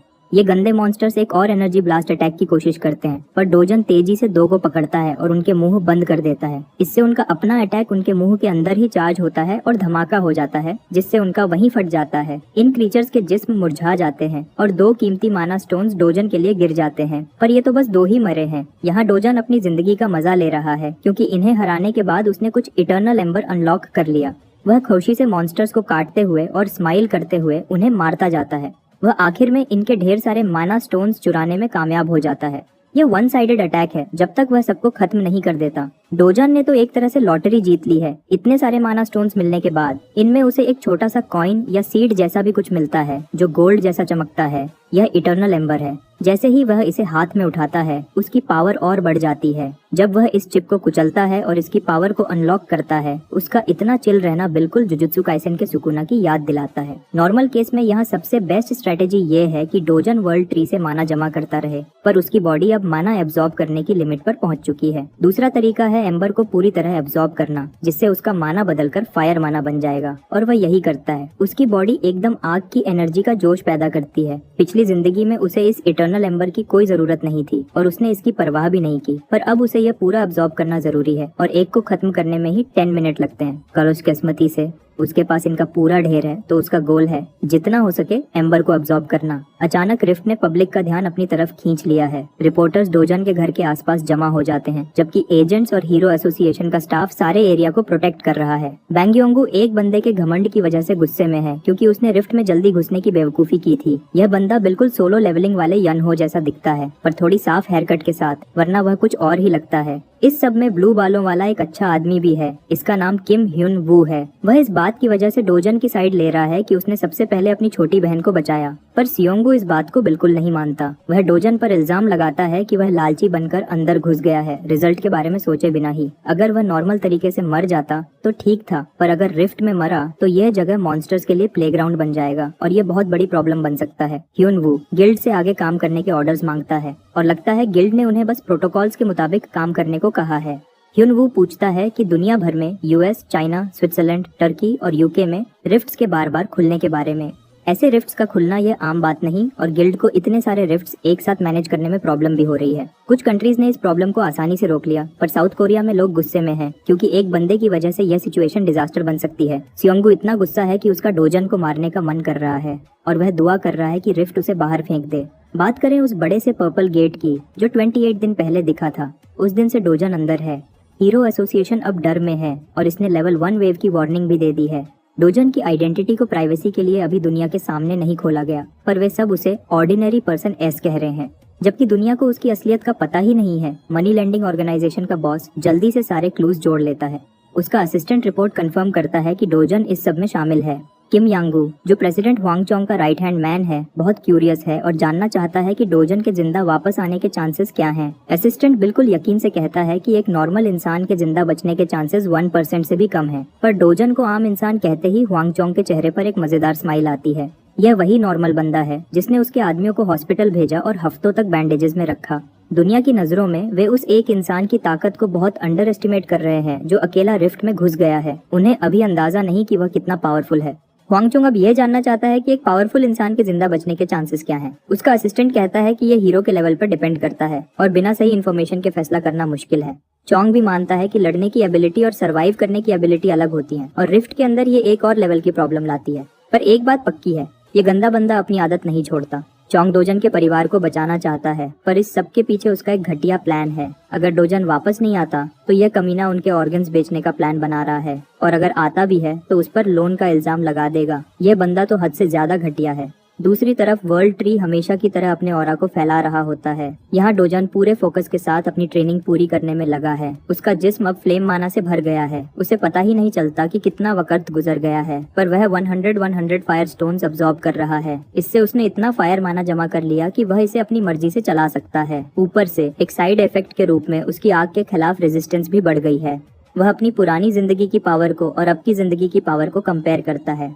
सिर्फ फायर एट्रीब्यूट के हिसाब से देखता है तो वह सोचता है कि ट्रेनिंग की वजह से इस एबिलिटी में मास्टरी हासिल करके उसने थोड़ी हद तक अपनी पुरानी पावर को पीछे छोड़ दिया है। वर्ल्ड ट्री को गले लगाते हुए वह इसके साथ एक अच्छा टाइम गुजारता है। ये ट्री हमेशा उसके काम आया है, पहले भी और अब भी, इसलिए डोजन इसके लिए दिल से थैंकफुल है। अपने माना स्टोन साथ ले जाने के लिए उसने पत्तों से एक छोटा सा बैग बनाया है ताकि उनमें स्टोर कर सके। सारे स्टोन्स कलेक्ट करके डोजन समझता है कि शायद वह इस एंजल ट्री को दोबारा नहीं देख पाएगा, पर फिर भी उम्मीद करता है कि अगर यह डिवाइन ट्री कभी खतरे में आया तो वह जरूर मदद को आएगा और वह अपनी जान देकर इसे प्रोटेक्ट करेगा। उस रात डोजन आखिर में रिफ्ट से बाहर निकल आता है और वह एकदम ठीक होता है। उसे कोई भी आसपास फील नहीं होता। शायद लोगों ने यह बात मान ली कि वह अंदर मर चुका है और मॉन्स्टर वेव कभी भी निकल सकती है, पर उसे किसी पावरफुल इंसान की प्रेजेंस फील होती है। वह इधर उधर भागता है और सोर्स का पीछा करता है। थोड़ी देर बाद वह 2 एजेंट्स तक पहुंचता है। एक बहुत गुस्से में होता है और दूसरा चिल होता है। ये वही हुनुवू और स्योंगू हैं जो पिछली बार बहस कर रहे थे। उनके आउटफिट से ही उसे पता चल जाता है कि ये हीरो एसोसिएशन के हैं। मतलब अगर वह पकड़ा गया तो बात बहुत बिगड़ जाएगी। इससे बचने के लिए वह एक फ्लेम का गोला बनाता है और जोर से हवा में फेंक देता है। ये अटैक एक बिल्डिंग के पार जाता है और एक जोर का धमाका करता है। दोनों एजेंट्स हुनुवू और सियोंगू धमाके की आवाज सुनते ही अलर्ट हो जाते हैं। जब उन्हें पता चलता है कि यह आग है, वे इसके पीछे दौड़ते हैं। वहाँ वे लोगों को डर के मारे खड़ा देखते हैं। सायोंगू पूछता है कि यह सब क्या तमाशा है, जबकि डोजन अपने फ्लेम पावर से इम्प्रेस्ड हो जाता है। इसकी एक्यूरेसी इतनी अच्छी है कि यह उसके लिए काम आएगी। अपने पुराने दोस्त टस्क की याद में वह सोचता है कि क्या वह फायर मेज, जो कॉन्टिनेंट का सबसे मजबूत फायर मेज था, उसके अब के फ्लेम लेवल से इम्प्रेस्ड होता या नहीं। अचानक हुनुवू के फास्ट सेंसेस उसे रिफ्ट की तरफ अलर्ट करते हैं। वह कुछ एक्टिव हो रहा है। उनकी आंखों के सामने रिफ्ट धुंध में गायब हो जाता है। दोनों एजेंट साइट पर दौड़ते हैं और उन्हें यकीन नहीं आता कि रिफ्ट का दुनिया से कनेक्शन खत्म हो गया है। इधर डोजान अपनी अगली मंजिल की तरफ बढ़ रहा है बिना किसी प्रॉब्लम के। अगली सुबह मापो के उस रिफ्ट के बारे में न्यूज आती है जो 1 महीने तक रहा। यह ऐलान किया जाता है कि एससीओ डोजान के जोन में घुसते ही 29 दिन बाद रिफ्ट गायब हो गया और हीरो एसोसिएशन का मॉन्स्टर वेव के आने का डर गलत था। लोगों ने कभी नहीं सोचा था कि रिफ्ट अचानक गायब हो जाएगा, इसलिए वे अभी भी इसकी इन्वेस्टिगेशन कर रहे हैं। उन्हें यह भी समझ नहीं आ रहा कि रिफ्ट के गायब होने के वक्त जंकयार्ड में लगी आग की वजह क्या थी। इससे ज्यादातर लोग यह मान रहे हैं कि एससीओ डोजन मर चुका है और यह उसके अपने किए का नतीजा है। उन्हें क्या पता कि डोजन सबके सामने छुपा हुआ है और लोगों के अलग अलग ओपिनियंस को देख रहा है। कुछ उस बेचारे लड़के के लिए हमदर्दी दिखा रहे हैं जो अपनी जान गंवा बैठा है। पर रिफ्ट के गायब होने का सुनकर डोजान का दिल टूट गया था। वह मायूस है कि अब वह वर्ल्ड ट्री से दोबारा नहीं मिल सकता, चाहे वह वर्ल्ड ट्री को प्रोटेक्ट न कर सके। पर एक और चीज है जो वह अपनी जिंदगी में बचा सकता है और वह वापस HCS कैपिटल चला जाता है। अंदर ये बेवकूफ डोजन की मौत की खुशियां मना रहे हैं, ये सोचते हुए कि अब वे दादी और उसकी बहन को आसानी से खत्म कर देंगे। चांगजब वैसा ही बंदा है जो लोगों को निचोड़कर मार देता है। एक फ्रॉड बंदा बात कर रहा है कि छोटी बहन को बड़ा होने देना चाहिए ताकि उसे दूसरे तरीके से यूज कर सके। जब ये लोग बिना सोच समझ के बकवास कर रहे होते हैं, तभी एक जानी पहचानी आवाज उन्हें सलाम करती है और उनके बॉस को बुलाती है। सीन यहीं कट जाता है और हम चांगजब को देखते हैं जो खुशी से गाना गुनगुना रहा है। उसे यकीन है कि डोजन अब हमेशा के लिए मर चुका है। उसका असिस्टेंट आज के अपॉइंटमेंट्स रिव्यू करता है। ऐसा लगता है कि आज ज्यादातर वक्त वह फ्री है, सिर्फ एक CEO के साथ लंच करना है। यह सुनकर वह खुश हो जाता है क्योंकि आज रात वह मैडम कैंग के क्लब में पार्टी कर सकता है। ये सब बेकार बातें चल रही होती है जब तक वह बिल्डिंग में नहीं घुस जाता। सीढ़ियाँ चढ़ते वक्त उसे अपने आदमी खिलौने की तरह उड़ते हुए दिखते हैं। उनका खून चारों तरफ बिखरा हुआ है और इस सब का कारण वह बंदा है जिसे उसने मरा हुआ समझ लिया था। डोजन उसे जमीन पर फेंक देता है और चांगजाब को कहता है कि वह कुत्तों की तरह उसके पास रेंगता आए। यह सख्त दिल ऑर्डर सुनकर कंपनी का प्रेसिडेंट कांप जाता है। डोजन असली लीडर की तरह बिहेव करता है और उसकी कुर्सी पर बैठ जाता है। वह अपना ऑर्डर रिपीट करता है और इस बेवकूफ चांगजाब को कुत्ते की तरह चलकर उसके पास आने का कहता है। बिना टाइम जाया किए वह कुत्तों की तरह रेंगता है। डोजन हमेशा की तरह जालिम बन जाता है और उसे भौंकने का कहता है क्योंकि यह बंदा जानवर जैसा ट्रीट होने के लायक है। उसका जोर से दिया गया ऑर्डर चांगजाब को जलील कर देता है। उसे भौंकने में 1 सेकंड लगता है, पर डोजन बिल्कुल खुश नहीं होता। वह खुद उसे जानवर बनाता है और बार बार भौंकने का ऑर्डर देता है ताकि सब सुन सके। डोजन प्रेसिडेंट को इंसान की तरह बिल्कुल भी ट्रीट नहीं करता जैसा वह प्रेसिडेंट दूसरों के साथ करता है। डोजन पॉइंट करता है कि इस तरह के कमीने लोग सिर्फ ऊपर से वफादार दिखते हैं पर मौका मिलते ही पीछे से छुरा घोंप देते हैं। उसका नाम लेकर वह ठंडी आवाज में कहता है कि उसकी जिंदगी में ऐसे 2 कौड़ी के इंसानों के साथ काफी एक्सपीरियंस हुआ है। चंगजब गिड़गिड़ाता है और वफादार कुत्तों की तरह ऑर्डर मानने को तैयार हो जाता है, पर डोजन ने काफी सुन लिया था। वह उसके मुंह पर एक जोरदार थप्पड़ मारता है जिससे उसकी सांस ही निकल जाती है और खून निकलता है।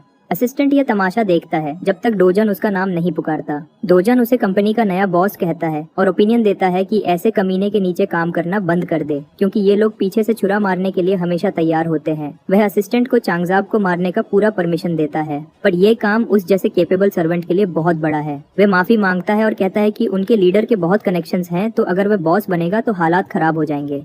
असिस्टेंट चांगजाब के लिए एक और बार माफी मांगता है, पर डोजन खेलना नहीं चाहता। वह सजेस्ट करता है कि चांगजब के जिस्म को बैरल में बंद करके सारे सबूत एंडलेस समुंदर में फेंक दो। यह तो वही काम है जिसमें ये लोग माहिर हैं। जब बॉस के नौकर आसानी से नहीं मान रहे, डोजन एक अलग तरीका अपनाता है। डोजन पूरे ग्रुप को धमकाता है कि अगर उन्होंने इस ऑर्डर को नहीं माना तो वह सबको गेट में मॉन्स्टर्स का खाना बनाने के लिए फेंक देगा। बस ये बात सुनते ही सब लोग चांगजब को मारना शुरू कर देते हैं। वह और नहीं सह सकता और अपनी जान की भीख मांगता है और वादा करता है कि कभी धोखा नहीं देगा और हमेशा डोजन के नीचे सर्व करेगा। यह सुनकर डोजन थोड़ी सोच में पड़ जाता है। चाहे वह अभी चांगजब को मार दे और अपने सारे मसले खत्म कर ले, पर इस जिंदगी में उसमें कुछ चेंज आया है। वह खुद भी मानता है कि न्यू डोजन अपने पुराने बेदर्द डोजन से थोड़ा नरम हो गया है, तो इस बार वह हाथ बढ़ाता है और उसे मौका देता है। वह सोचता है कि शायद चांगजब अब तो नेक बन जाएगा और दुआ करेगा कि उसे दोबारा कभी डोजन का गुस्सा न झेलना पड़े। वह हीरो का हाथ मिलाता है और वादा करता है कि अब से बिना शर्त के उसके ऑर्डर मानेगा, लेकिन उसे कुछ अजीब लगता है। उसका हाथ उसे जलता हुआ फील होता है। डोजन थोड़ा नरम फील हो रहा था, पर अभी भी उसके अंदर पुराना डोजन मौजूद है। वह चांगजब को आंखों में आंखें डालकर कहता है कि यह उसका आखिरी मौका है। फिर डोजन उसका हाथ पूरा जला देता है। उसका हाथ एक जली हुई पेस्ट में बदल जाता है। मीटिंग के आखिर में वह प्रेसिडेंट के दर्द भरे चीखों को नजरअंदाज करता हुआ निकल जाता है। जाते वक्त एक आखिरी वार्निंग देता है, अगर इनमें से किसी ने भी उसकी फैमिली के रास्ते में आने की कोशिश की, डोजन खुद उनका काम तमाम करेगा। अब उनका एक नया टास्क है। ये लोग हमेशा के लिए उसकी फैमिली की हिफाजत के लिए रिस्पॉन्सिबल हैं। अब यह है ट्रेटर्स को हैंडल करने का सही तरीका।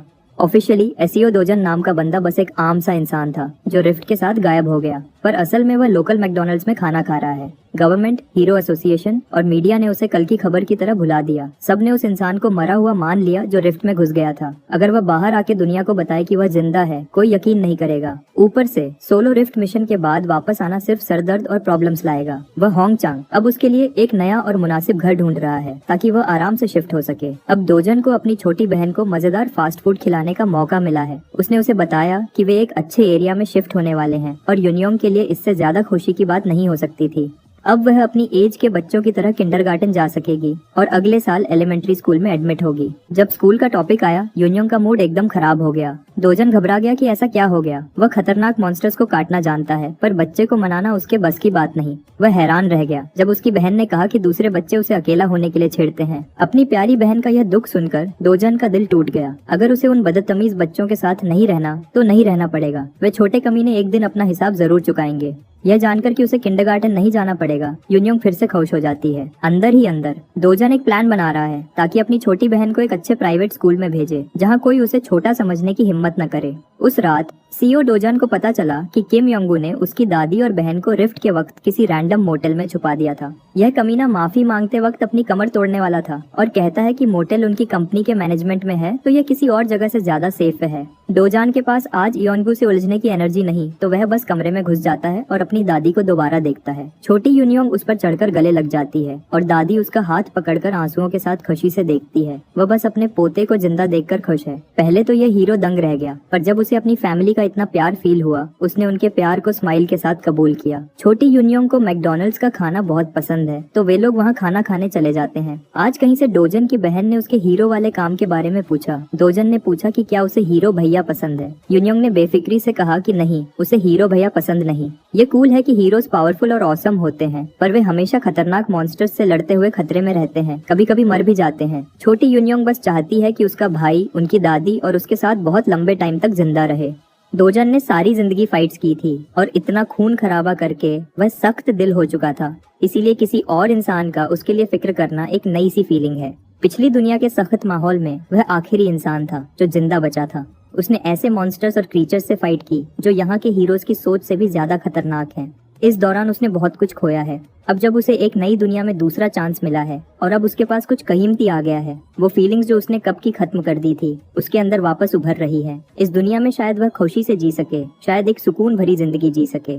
जब वह अंदर से ये गर्म और नरम एहसास महसूस कर रहा था, कोरिया हीरो एसोसिएशन में नेट वोंग हंगामा मचा हुआ था। कोरिया हीरो एसोसिएशन का फाउंडर और वर्ल्ड हीरो फेडरेशन का डायरेक्टर पहले रिफ्ट के सामने आने पर परेशान थे और अब उसके अचानक गायब हो जाने पर और भी ज्यादा हैरान हो गए थे। उनके बेस्ट लोगों ने साइट को इन्वेस्टिगेट किया पर कोई न्यू इन्फॉर्मेशन नहीं मिली। उसे इस बात का गुस्सा आ रहा था कि उसके अंडर एरिया में इतना कुछ हो गया और उसे कुछ भी नहीं पता। उन्हें इस बात का भी ध्यान रखना होगा क्योंकि एक अचानक गायब हुआ रिफ्ट कभी भी वापस आ सकता है। उसकी असिस्टेंट उसकी परेशानी से अग्री करने की कोशिश करती है। वह सोचती है कि अगर मॉन्स्टर वेव होती तो बेहतर होता, कम से कम अननोन चीजों की फिक्र नहीं होती। डायरेक्टर टाइवांग उसकी बात काट देता है और गुस्सा होने से पहले रुक जाता है। चाहे वह अचानक होने वाली तबाही से परेशान है पर वह खुश है कि कोई नुकसान नहीं हुआ। नेट वोंग दुनिया के टॉप 100 रिस्पेक्टेड और पावरफुल हीरोज में से एक है। लोग कहते हैं कि अगर वह प्रेसिडेंट के लिए इलेक्शन लड़े तो हिस्ट्री के सबसे ज्यादा वोट्स से जीतेगा। उसकी बात और इन्फ्लुएंस किसी भी अच्छे ग्रुप को आसानी से गिरा सकता है पर खुशकिस्मती से उसे न तो किसी कंट्री के लीडर की पावर चाहिए न ही किसी का पैसा। उसका एक ही गोल है, अपने लोगों को प्रोटेक्ट करना। दूसरे लफ्जों में वह एक अच्छा इंसान है। चाहे जितना भी टाइम जाया हो रहा है, वह रिफ्ट के आसपास के एरिया की गहरी इन्वेस्टिगेशन चाहता है। पास के रहने वालों ने अपनी प्रॉपर्टीज एसोसिएशन को बेचने के लिए हाँ कर दी है तो इन्हें यहाँ से दूर भेजना अब कोई मसला नहीं है। उनकी तसल्ली देने के लिए टाइवांग उन लोगों को मार्केट प्राइस से ज्यादा पैसा देना चाहता है। इतनी परेशानी देने के बाद ये कम से कम है जो वह उनके लिए कर सकता है। सब ट्रस्टेड सोर्सेज ने बताया कि अलग अलग कंट्रीज में कई रिफ्ट्स खुले हैं। इसका जो भी मतलब समझो, लेकिन कुछ तो चल रहा है। यूनाइटेड स्टेट्स और चाइना ने अपने रिफ्ट्स को कंट्रोल करने के स्टेप्स शुरू कर दिए हैं। बड़े कंट्रीज में यूनाइटेड किंगडम को सबसे बड़ा मसला है। जबकि पुराने और पावरफुल हीरोज दूसरे रिफ्ट्स को क्लियर करने के लिए भेजे गए, यूके का स्क्वाड बिल्कुल बेकार था। यूनाइटेड किंगडम में हालात बहुत खराब थे। उनका महीने भर का मिशन जो रिफ्ट को खत्म करने का था, आखिर में बुरी हार के साथ खत्म हो गया। यूके रिफ्ट वेव अब ऑफिशियली शुरू हो चुकी है। दूसरी तरफ यहाँ सिटी में लोग अपने डेली के काम में बिजी हैं और रश में एसईओ डोजन भी लोगों के साथ घूम रहा है। वह आज हीरो कॉम्प्लेक्स में अपनी फेवरेट शॉप पर जा रहा है। जब वह दरवाजा खोलकर अंदर घुस रहा था, काउंटर पर खड़ा बंदा अपने आप सलाम करता है पर डोजन का चेहरा देखकर उसकी आवाज बंद हो जाती है। उसे एकदम गूज बम्स आते हैं और उसकी बॉडी का हर बाल डर से खड़ा हो जाता है जब वह डोजन को देखता है। आज उसका मैनेजर दुकान में है तो वह खुश है कि उसे खतरनाक कस्टमर का सामना अकेले नहीं करना पड़ेगा। मैनेजर जल्दी से अपना न्यूज़पेपर बंद करता है और ऊपर देखता है। वह उससे नॉर्मल आवाज में बात करता है लेकिन उसकी आवाज में थोड़ा सा गुस्सा भी है। वह सोचता है कि यह वही बंदा है जो उसके कैशियर को डराकर लो ग्रेड क्रिस्टल्स खरीदने के लिए फोर्स करता है। डोजन बेफिक्र होकर अपना बैकपैक उतारता है और जमीन पर फेंक देता है। वह कहता है कि यह अच्छी बात है कि मैनेजर आज खुद यहाँ है तो उसके मैजिक क्रिस्टल्स की सेल जल्दी हो जाएगी। मैनेजर को लगता है कि जमीन पर लो ग्रेड क्रिस्टल्स का एक और ढेर बिखरेगा। उसे ऐसे छोटे धंधे में कोई इंटरेस्ट नहीं है लेकिन वह डोजन को दूर नहीं करना चाहता। वह बस फेयर ट्रेड चाहता है पर मैनेजर या कोई भी समझदार ट्रेडर सिर्फ 1% फी नहीं ले सकता। मैनेजर कहता है कि बेहतर होगा अगर यह लड़का यहाँ से चला जाए। डोजन उसे समझाता है कि उसके साथ बिजनेस न करना मैनेजर के लिए बहुत बड़ी गलती होगी जिसका उसे बाद में बहुत अफसोस होगा। मैनेजर ने डोजान के बैग को एक बार भी खोलकर चेक नहीं किया बल्कि वह उसे यहाँ से भगाने के चक्कर में था। वह डोजान को आखिरी वार्निंग देता है और कहता है कि अगर वह नहीं गया तो अच्छा नहीं होगा। यह सुनकर डोजन गुस्से में बैकपैक को लात मारता है जिससे उसके सारे स्टोन टाइल्स पर बिखर जाते हैं। काफी एक्सपीरियंस्ड स्टोन ट्रेडर्स होने की वजह से मैनेजर और वर्कर दोनों को जल्दी उन पत्थरों की क्वालिटी का अंदाजा हो जाता है। यह गंदा सा बैग असल में हीरो के लिए बेस्ट मैजिक क्रिस्टल से भरा था, एक बेशकीमती ट्रेजर जो पैसों से नहीं खरीदा जा सकता। डोजन को अंदाजा है कि यह चीज कितनी कीमती है। उसे पता है कि उसके पास सबसे प्रीमियम सामान है। इन क्रिस्टल्स को नॉर्मली यूज नहीं किया जाता बल्कि बहुत रेयर और खतरनाक चीजें बनाने में किया जाता है। काफी टाइम पहले इन मैजिक क्रिस्टल्स का इस्तेमाल एक फेमस मैक्सिकन ड्रग लॉर्ड कोरर समन ने न्यू एज ड्रग बनाने में किया था। एक रात लैबोरेटरी में एक एक्सीडेंट होने की वजह से उसे इन स्टोन्स की पावर का पता चला। हीरो मैजिक क्रिस्टल ने कोरर समन को एक पावरफुल हीरो में बदल दिया और तब से यह क्रिस्टल हीरो को पावरफुल करने और माना को बढ़ाने के लिए यूज होता है और इस वजह से यह प्राइसलेस बन गया है। इतना रेयर एनर्जी सोर्स को अल्ट्रा हाई एंड प्रोडक्ट के लेवल पर रखा जाता है। अपनी पावर दिखाने के लिए डोजन इन बेवकूफों को ऑर्डर देता है कि वे उसका सामान वापस पैक करें और वह निकल जाता है। मिस्टर मैनेजर जल्दी से अपना बकवास करने का अंदाज बदलता है और एकदम से स्वीट और वेलकमिंग बन जाता है और डोजन को वीआईपी सीट्स तक ले जाता है और ड्रिंक्स ऑफर करता है। जबकि उसका कैशियर क्रिस्टल्स को पॉलिश करने लगता है। डोजन को यह देखकर खुशी होती है कि अब वे उसे वीआईपी ट्रीटमेंट दे रहे हैं। कुछ देर पहले वे लोग उसे भगा रहे थे और अब वह ठंडा ड्रिंक्स पी रहा है। डोजन उनसे डिमांड करता है कि वे उसे फुल पेमेंट करेंगे और सिर्फ 0.5% कमीशन काटेंगे। जैसे ही मैनेजर थोड़ा सा डील बदलने की कोशिश करता है, डोजन डील खत्म करने की धमकी देता है। पिछली ट्रेड्स में डोजन 1% पर राजी था, अब वह इस कम रेट को और कम कर रहा है। उसे ये सब करने की जरूरत नहीं है, लेकिन उनके रूड बिहेवियर की वजह से वह बस गुस्से में ये कर रहा है। जवाब में मैनेजर सिर झुकाता है और जितनी माफी मांग सकता है मांगता है, पर डोजन खाली माफियों से थक चुका है। इसलिए अब या तो वे उसका रेट एक्सेप्ट करें या वह अपना बिजनेस कहीं और ले जाएगा और बात खत्म। काउंटर पर कैशियर अंदर ही अंदर डोजन को रूड कमीना कहता है। मैनेजर जब देखता है कि उसकी एक्टिंग इस लड़के पर काम नहीं कर रही, वह डोजन को मैजिक क्रिस्टल मार्केट और उसकी प्राइस पर लेक्चर देना शुरू कर देता है ताकि किसी तरह वह कमीशन बढ़ा दे। डोजन के पास इतनी लंबी बकवास सुनने का टाइम नहीं है। वह अपना ड्रिंक खत्म करता है और सीट से उठता है, जिससे मैनेजर घबरा जाता है। उसे लगता है कि उसकी जिंदगी का सबसे बड़ा डील उसके हाथों से निकल रहा है। मैनेजर 9% कमीशन ऑफर करता है, लेकिन डोजन के रिजेक्ट करने के बाद 8% बोलता है। ये 8 से 765% तक जाता है। अगर वह इस पॉइंट पर डील करता है तो उसकी दुकान को कोई प्रॉफिट नहीं होगा। जब मैनेजर थक हार कर सैड हो जाता है, एसईओ डोजन एकदम से 1% पर राजी हो जाता है, और वह भी सिर्फ इसलिए क्योंकि उसने पहले भी उनके साथ ट्रेड किया था।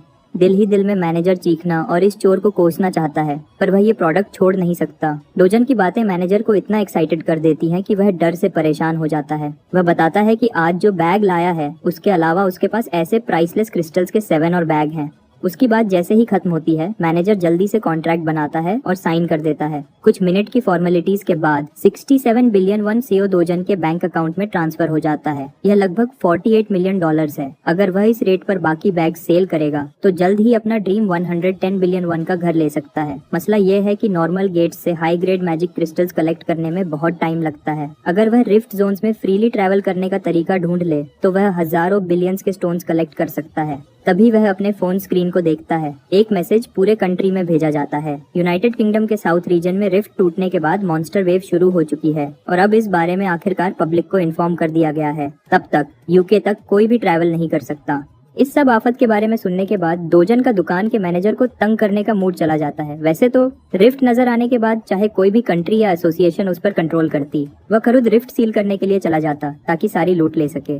पर अब वह वैसा बंदा नहीं है। उसके पास आज रात के लिए ज्यादा जरूरी काम है, जहां उसका होना जरूरी है। आज रात का डिनर डोजन के खर्चे पर है। डोजन और उसकी फैमिली एक महंगे रेस्टोरेंट में महंगा मीट खा रहे हैं। छोटी यूनियों की आंखों में पानी आ गया जब उसने ग्रिल बीफ का मार्बलिंग देखा। वे लोग फूड एंजॉय करते हैं और वेटर्स महंगा मीट और मजेदार साइड डिशेस टेबल पर लाते हैं। मेन्यू के प्राइस टैग देखकर दादी एकदम परेशान हो जाती है और डोजन से पूछती है कि क्या इतना महंगा खाना खाना ठीक होगा, क्योंकि वहाँ उनसे 100 ग्राम के लिए 250,000 वन चार्ज किए जा रहे हैं, जो नॉर्मल लोगों के लिए काफी महंगा है।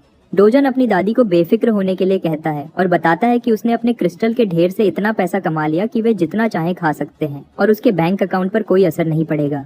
यूनयोंग ने जैसे ही उस महंगे बीफ का बाइट लिया, उसे इसके टेस्ट से प्यार हो गया। डोजन ग्रिल पर और बीफ डालता रहा, जबकि उसकी दादी अब भी परेशानी से देखती रही। उनका खाना अभी खत्म नहीं हुआ, बल्कि अभी fresh ribs, prime ribeye, strip loin और स्कर्ट मीट का एक और पैकेज टेबल पर आने वाला है। इस दफा तो खाना बहुत ज्यादा है और सिर्फ 3 लोग इतना खाना कैसे खत्म करेंगे। पर दादी डोजन की भूख को कम समझ रही है। उनकी फिक्रों को दूर करने के लिए छोटी यूनयोंग दादी को महंगा खाना ट्राई करने के लिए मनाती है। अपनी प्यारी बेटी के इस ऑफर को वे रिजेक्ट नहीं कर सकी। आखिर दादी खाना खाने के लिए मान जाती है। उस महंगी मीट की बाइट खाते ही उनकी सारी फिक्रें हवा में उड़ जाती हैं। इसके बाद यह हैप्पी फैमिली अपने शानदार डिनर का मजा लेती है और खुद हंसी के साथ एंजॉय करती है। डोजन को पता नहीं चलता कि अचानक एक मॉडल जैसी खूबसूरत लड़की रेस्टोरेंट में एंटर होती है। जहां भी वह गुजरती है, बाकी गेस्ट्स के मुंह उसे देखने के लिए घूम जाते हैं। वह सीधा सीओ डोजन की तरफ बढ़ती है और उससे बात करने की कोशिश करती है। वह बस थोड़ी देर बात करना चाहती है, न ज्यादा न कम। इससे पहले कि वह अपनी आने की वजह बताए, डोजन उसकी बात काट देता है क्योंकि उसने उसके फैमिली डिनर को डिस्टर्ब किया है। अगर उसे कुछ कहना है तो खाना खत्म होने तक इंतजार करना होगा। हुनुयान अपना नेम कार्ड निकालती है, इस उम्मीद के साथ कि शायद डोजन उसका नाम सुनकर उससे अभी बात कर लेगा।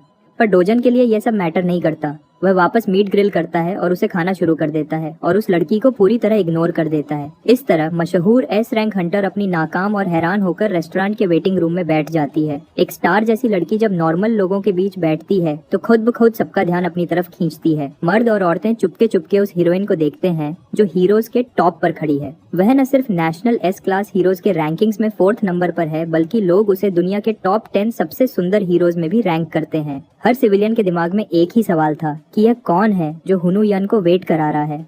सब लोगों की बातों को इग्नोर करते हुए जुयन उस छोटी सी कॉन्वर्सेशन को याद करती है जो उसने अभी कुछ मिनट पहले की थी। जहाँ तक उसे पता है, सीओ दोजन 2 महीने पहले अपने पहले गेट में घुसा था और जिंदा निकला था और अब सबको शक है कि उसकी न्यू पावर्स अनलॉक हो गई है। मापो रिफ्ट इंसिडेंट में लोगों ने उसे डेड मान लिया था, पर यहाँ वह जिंदा है और अपनी फैमिली के साथ खाना खा रहा है। ये सब बातें कोई सेंस नहीं बना रही हैं। ऊपर से डोजान की नजर ने इस एस रैंक हीरो जुयन को भी परेशान कर दिया है। एक ऐसे इंसान का एस रैंक पर पहुंचना नामुमकिन है जिसकी पावर्स अभी 2 महीने पहले अनलॉक हुई हों।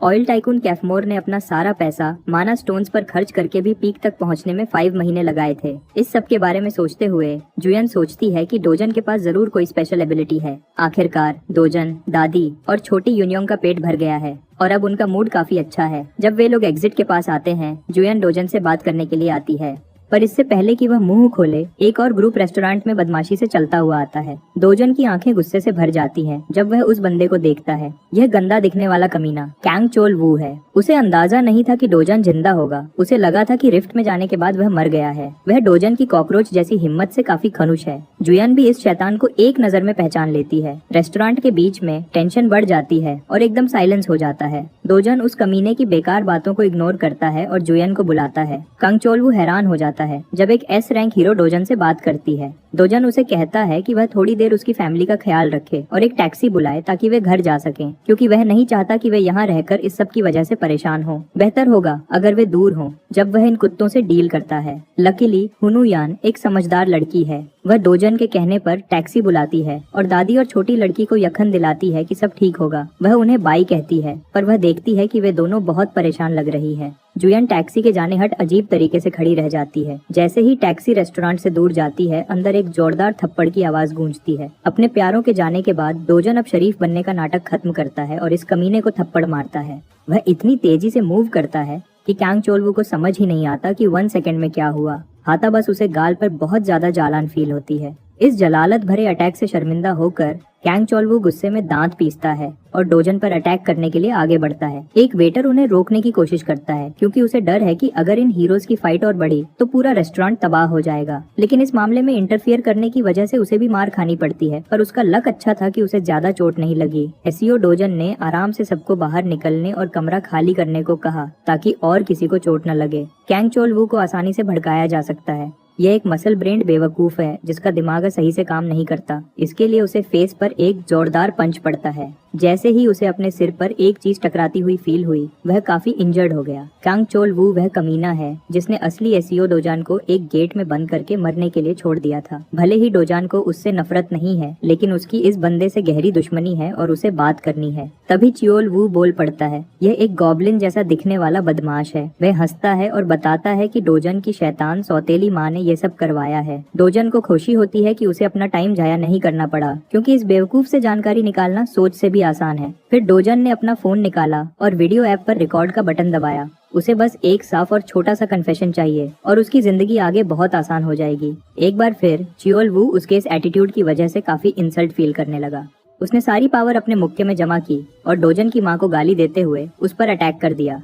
वह उस काम को खत्म करना चाहता है जो पहले फेल हो गया था। वह एसईओ डोजन को एक बार और हमेशा के लिए मारना चाहता है, लेकिन उस बड़े बदमाश का लक आज खराब है क्योंकि उसके सिंपल अटैक्स डोजन की अल्टीमेट पावर के आगे कुछ नहीं है।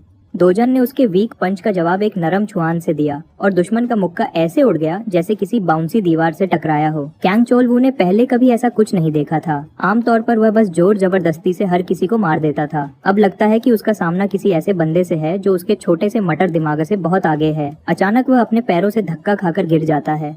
डोजन उसकी बॉडी को शिकारी की तरह खेलते हुए फॉलो करता है, जैसे शिकार के साथ खेल रहा हो। पूरे रेस्टोरेंट में मुक्कों से खोपड़ी तोड़ने की आवाजें गूंजती हैं। दूसरी तरफ वेटर अपनी पूरी कोशिश से पुलिस को कॉल करने की कोशिश करता है। कॉल बटन दबाने से पहले एक नाजुक हाथ ने फोन खींच लिया और उसकी तरफ स्माइल करना शुरू कर दिया।